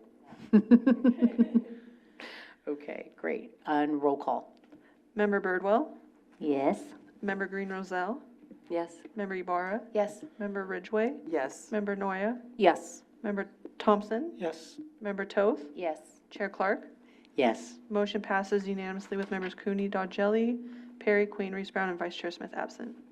All right, thank you. Member Thompson has to go, but he stayed for that final vote, so thank you very much. I appreciate that. Okay. No more action items. The next item is an informational update on the Transportation Network Company Access for All program, which will be presented by Rashida Kamara. Thank you, Chair Clark. So the Transportation Network Company TNC Access for All program, this is a notice of award in Cycle 4. So the CPUC, which is the California Public Utilities Commission, actually created the TNC Access for All program in order to implement the Senate Bill 1376, which directs the CPUC to establish programs relating to accessible transportation services for persons with disabilities. And this include wheelchair users who need wheelchair access vehicles or WAVE vehicles. So the authority in Resolution 2130G serves as the local access fund administrator. What this basically means is that through this program, CCTA receives funds, and this is a 10 cents from each TNC trip that is completed, and there's a redistribution of these funds to individuals in the county, in California. Contra Costa County obviously is selected for that, and CCTA acts as the administrator. Over the period of years since we have been a LAFA, or administrator for these funds, we have received funds in several cycles. If you go to the third page of your report, you'll see that in Cycle 1, which is the 21-22 fiscal year, we received $280,000 thereof, 22-23, $203,000, 23-24, $11,000. We believe that there was a dip in receipt of these funds as a result of COVID, not so many people using not so many people using Uber or Lyft, so to speak. And also 24-25, which is the upcoming fiscal year, we have just been notified that we are going to be receiving $434,000. As a LAFA or an administrator, CCTA is allowed to work with different programs in order to distribute funds and see that they have programs where TNC or where WAVE vehicles are used to deliver programs to seniors and persons with disabilities. Tri-Delta has been one of the recipients for the TNC funds, Access for All funds, and what they've done is that they've used those funds to actually purchase vehicles for Try My Ride. Try My Ride is a microtransit that is for the general public, but ensures that they have access to paratransit riders, and individuals with who use wheelchairs, persons with disabilities are able to use these microtransit vehicles to feed them not only to paratransit locations, but also to feed them to fixed route locations. With Cycle 4, Cycle 3 and Cycle 3 is still on the books. We have not used those funds to implement any programs, and Cycle 4 is coming up. I do believe that they're going to release those funds for us in the next couple of months. And so our job as administrators is to make sure that we orient or socialize our PCC, which is made up of nonprofit and also transportation providers, is orient them with the fact that there's another funding source that's available. And so we will continue to work with the different transit agencies to review some of the programs that you potentially propose, and to make sure that these funds are actually allocated for programs that support individuals with disabilities and seniors in our county. So this is informational only. Thank you, Rashida. Are there any comments from the committee? I'm just wondering how, I apologize. No. Oh, okay. No. I'm so used to Debbie talking. She looked like, right oh. this time instead of left. She swiped right. Just curious to know how you guys, or how does 2CTA decide where to allocate the funds, to? Yeah, that's a very good question. At the time that we first got chosen to be an administrator, the program was proving to be very successful with Tri-Delta, and so the funds were requested and it was allocated to them. This program is now under my jurisdiction, and I'm just going to be working. There is no set method on how it should be allocated, but because we are a transportation authority that works with funding, and we have a close relationship with our transportation providers, and we have many opportunities to provide and close gaps to provide transportation services for seniors and persons with disabilities. We are going to be using those existing opportunities to disperse these funds. And so we will be working with the transportation agencies to see what they can come up with, as long as, there's the Office of Accessibility and Equity that also has mandates to roll out programs in order to close gaps. So we will be using both of these methods to determine how to make use of these funds. Any other comments or questions from the committee? Member Goth? Just because Rosa said so. So I heard you to say transit providers in CCTA. I did not hear you to say nonprofit, community-based organizations providing accessible transportation. All of our transportation providers that we work with. Okay, thank you. That includes our nonprofits also, and our cities. Any other comments? I just have one. Hopefully, our revised claim form and the information that, all the transit agencies turn in, that CCTA would also use that information to help kind of inform what's going on out there, which I'm sure you guys already will, but I just thought I'd bring that up. All right. Any other comments from the committee? So if anyone from the public would like to speak, please raise your, it just happens that way now. Please raise your virtual hand and staff or I will call upon you. We do not have any public comments. Okay. The next item is an informational update on the Make the Leap to Accessibility workshop that will be presented by Rashida Kamara.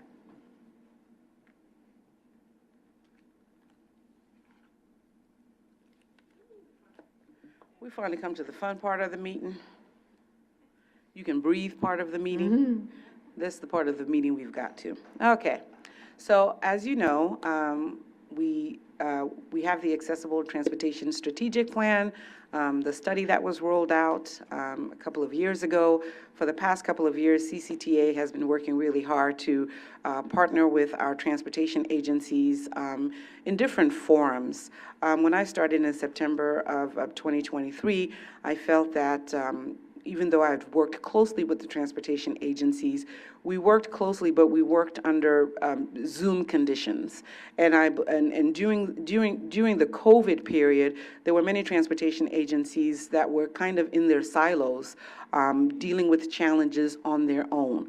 With some of the new mandate, with some of the Measure X funding that is going out, with some of the challenges that we've had in delivering services, a lot of transportation agencies lost riderships. We realized that a lot of transportation agencies were also just having difficulty keeping their programs together when it came to their KPIs. And so having the Accessible Transportation Workshop and Making the Leap to Accessibility afforded us an opportunity for all of us to get together to reaffirm our vision for transportation in Contra Costa County. We had new people that were joining the space.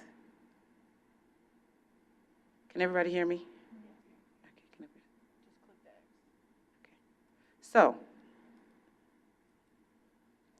So the purpose of actually doing the transportation workshop was to convene the transportation partners and the community stakeholders to identify mobility issues, to share best practices, and also to provide transit solutions to facilitate accessible transportation for those who live and work in Contra Costa County. So our agenda included welcoming remarks by our Executive Director, Timothy Hale, and also our Task Force Chair, Luella Haskew. We had our one breath introductions. How many here at the PCC actually attended? Okay, so we have a couple of people that attended. We had our one breath introduction, which was really very good, because some people, even though we've worked with each other on Zoom or maybe sat on the same committee, we really didn't know each other and what each other did and how we can actually help each other. So this was perfect. We also had new people that were joining our transportation space and also joining our board, like Green Roselle. She had an opportunity to, this was a great kickoff point, at least when we spoke personally, that's what she thought, and she got a chance to meet a lot of her partners face-to-face that are partnering with her.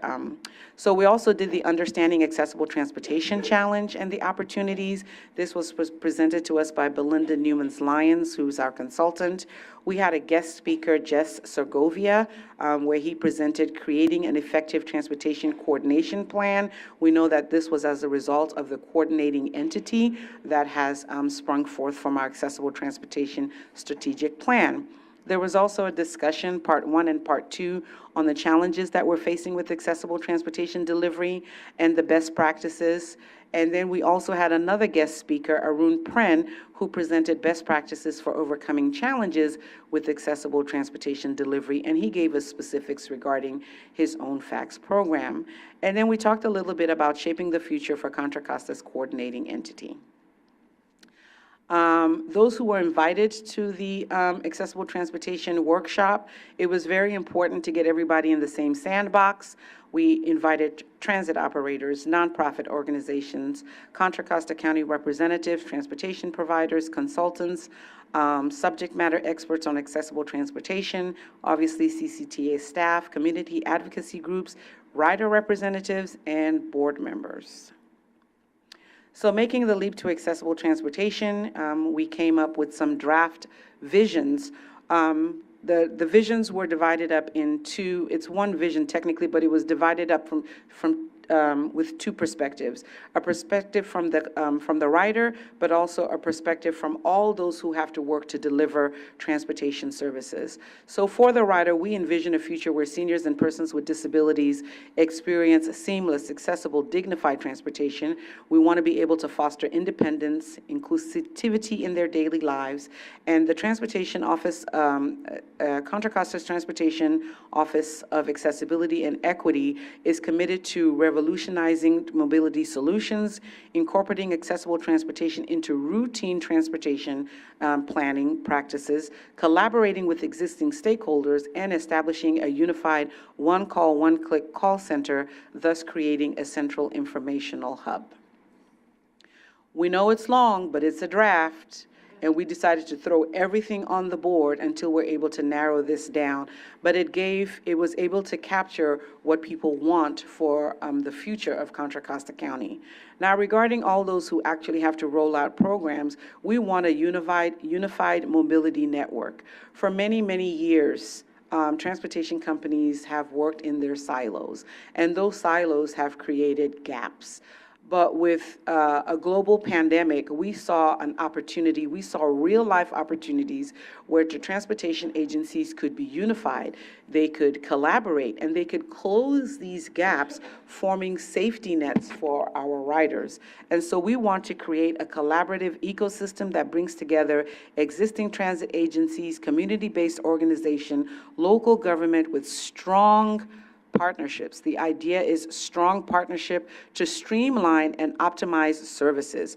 Through this unified effort, we will eliminate the gaps, ensure ongoing, connected, and comprehensive mobility networks that cater to the unique needs of our seniors and persons with disabilities. We want to get back to the fact that no person is going to be left behind. If there's something that somebody with a disability or a senior wants to be able to do in Contra Costa County through this unified mobility network, we need to be able to get that person from point A to point B. So here are the highlights. I thought I'd put the highlights in pictures because, I mean, there are no words that could describe the type of individuals that were sitting at the table. For those of you who did not make it to this accessible transportation workshop, the good news is that there's another one that's in the works. So if you did not make it to the last one, I strongly recommend that you come to the next one and the next one after that. The idea is that we are going to continue these programs so that we build a unified network so that everybody acts as an advocate for our transportation riders and users. Here are more highlights. The highlights is the rider experience, the advocacy, and the partnerships. You couldn't make this up. It was wonderful. This is for real.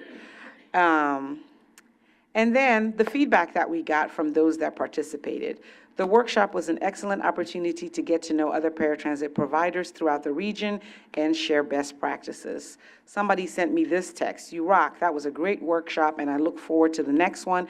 It was the perfect blend of networking, team building, and information from the presentation. Never before in my 23 and a half years of transit have I felt so involved and as if my input matters." Next one, "It was a great workshop and instrumental in making the CEO coordinating entity a reality. Thank you for gathering us together to work through a common goal. It was wonderful to connect with everyone." And so that was the transportation workshop. As I mentioned earlier, look out for invitations for the next one. We did send out a survey. We got some information from the survey. We're probably going to send out another survey that's going to help us build on the next one that's coming up. But like I said, if you receive an invite for this, please make it a priority to come. It was a lot of fun. It was very, very informative. And more than anything else, I feel as if that, people just started to think outside of their silos.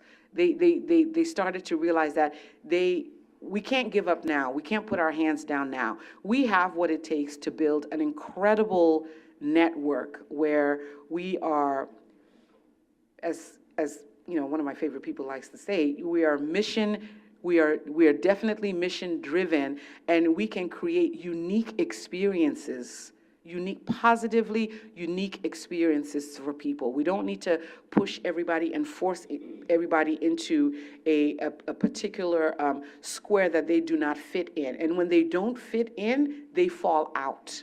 So when we are put together, we create something where everybody fits into that space. And I think that the Accessible Transportation Workshop started to foster the relationship that is going to be required in order to make that happen. Thank you. Thank you, Rashida. Are there any comments from the committee? Member Toth? I wouldn't want to disappoint. I would just suggest, because I was so thrilled that you were doing it, it just happened to be on a day where I serve on Disability Rights California Board, and we meet quarterly as a board, and I couldn't miss the meeting. So I would love it if maybe there was some sort of like, these are the 3 possible dates. Is there any that don't work for you to go out to the folks that you want to make sure are present?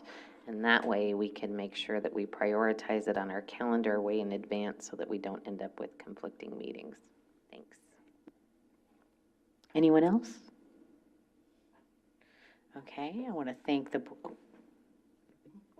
Just wondering, maybe a bigger venue for next time?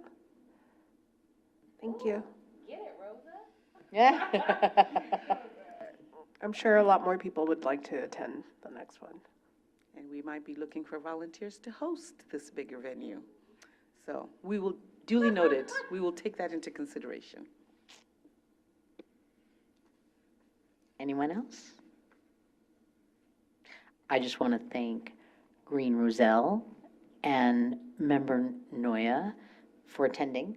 That's fantastic. And I'm just going to also make an excuse for myself. I absolutely wanted to attend, but my other hat is in public recreation, and that was our annual California Parks and Recreation Society conference. So I was out of town, making excuses for myself, but it was a good one. I couldn't move all 3,000 delegates and ask them to come next week. So, but I will definitely be at the ones coming up. And I also want to say thank you very much for putting that on and also sharing that with us.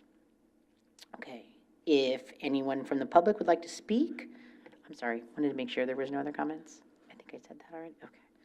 If anyone from the public would like to speak, please raise your virtual hand and staff or I will call upon you. We have no public comments. Okay.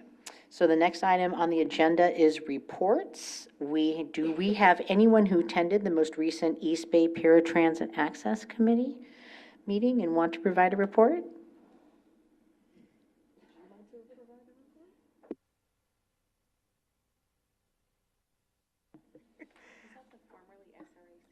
Yes, Debbie Toth just asked if the East Bay Paratransit Access Committee is formerly the Service Review Access Committee. Yes, it's the same committee. Okay.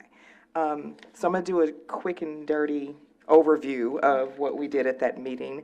The committee met on Tuesday, May 7th, and they received a report from General Manager Cindy Lopez, the broker's report, but just the overview of the KPIs.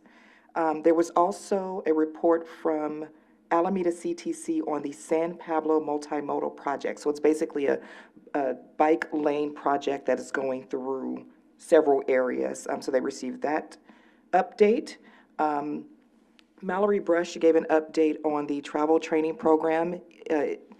AC Transit, on behalf of East Bay Paratransit, received a grant for travel training, and the focus is for individuals who are conditionally certified to have in-house travel training to be able to help them take some of their fixed ride trips more comfortably and independently. Jasher gave an update on the eligibility interview process. So we do in-person assessments, so that was given an update. And Ryan gave an update on the software procurement. Yeah, that's kind of that. Our next meeting is Tuesday, July 2nd at 12:30. It is a hybrid meeting, so you can meet in person at East Bay Paratransit offices in Oakland or via the link virtually. And that is my report. Thank you very much. Do we have any comments? Debbie? I got nothing. Okay. Okay. The next committee that we usually report on is the Senior Mobility Action Council. Does anybody want to provide a report on that? This is Debbie Toth. I think Rashida presented at the last, or the meeting before in March. Was that the last meeting? The meeting in March, I don't know what happened in the meeting in April. I didn't receive minutes from the meeting in April, but you presented in the meeting in March, and that was since we've last met. Okay. But I think the focus of SMAC right now is on looking at, SMAC is Senior Mobility Action Council, and it's the transportation work group of the Advisory Council on Aging. And they are gathering information. They have a study out right now looking at past, present and future harms of the pandemic on transportation. So they're collecting pandemic-related damage information. I don't know if you wanted to add more to that. Yeah, so I suppose I could add more to that particular one. One of the things that they're looking at is what did we learn from the pandemic? Because we could easily forget what happened during the pandemic. So the information that they're gathering, how did the pandemic affect, as an example, staffing, funding, cost, labor, all those different aspects, so that the premise for that was that everybody was prepared for the earthquake. We spent a lot of time at SMAC doing emergency planning for the earthquake. And then the emergency that came was not an earthquake, but the pandemic. So now that we've got the earthquake down, and it's time for everybody to refill their go bags with water, we want to start talking about what if we have a different type of emergency. And so reviewing this information will allow them to document the challenges we had, the best practices, and areas for improvement. Thank you. Do we have any other comments on this? Okay. Great. Next item is course. Chair, we do have a public comment from Mr. Donnelly. Oh, yes. Okay, go ahead.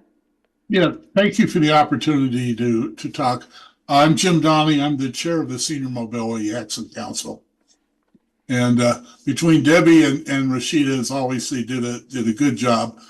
At our next meeting, we're hoping to have, we're planning to have someone from the Office of Emergency Services present kind of what they've learned from the pandemic. And, you know, we found that they really weren't there for transportation.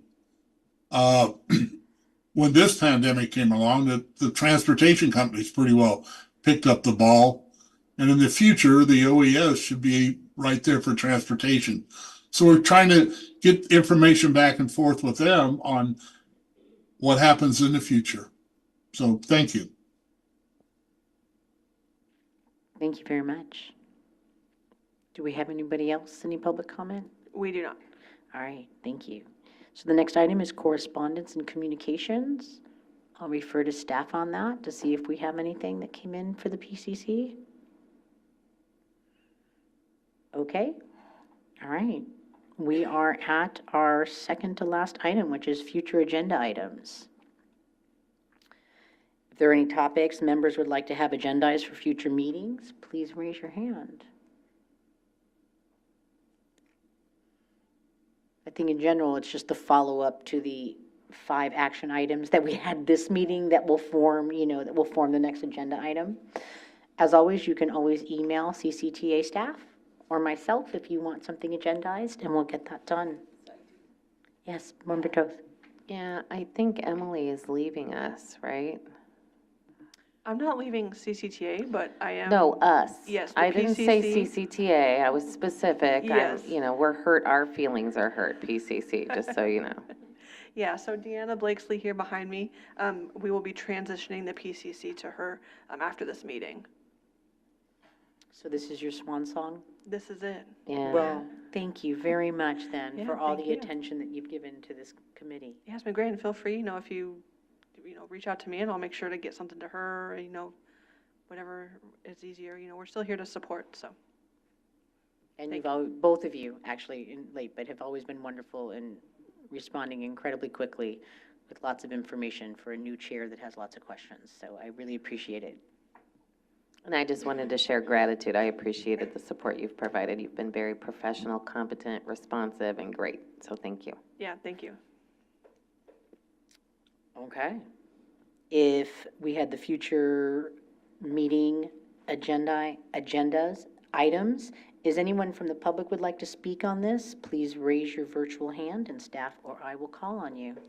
We do not have any public comments. Okay, so that concludes our meeting. This meeting is adjourned at 4:17 p.m. Thank you, everybody.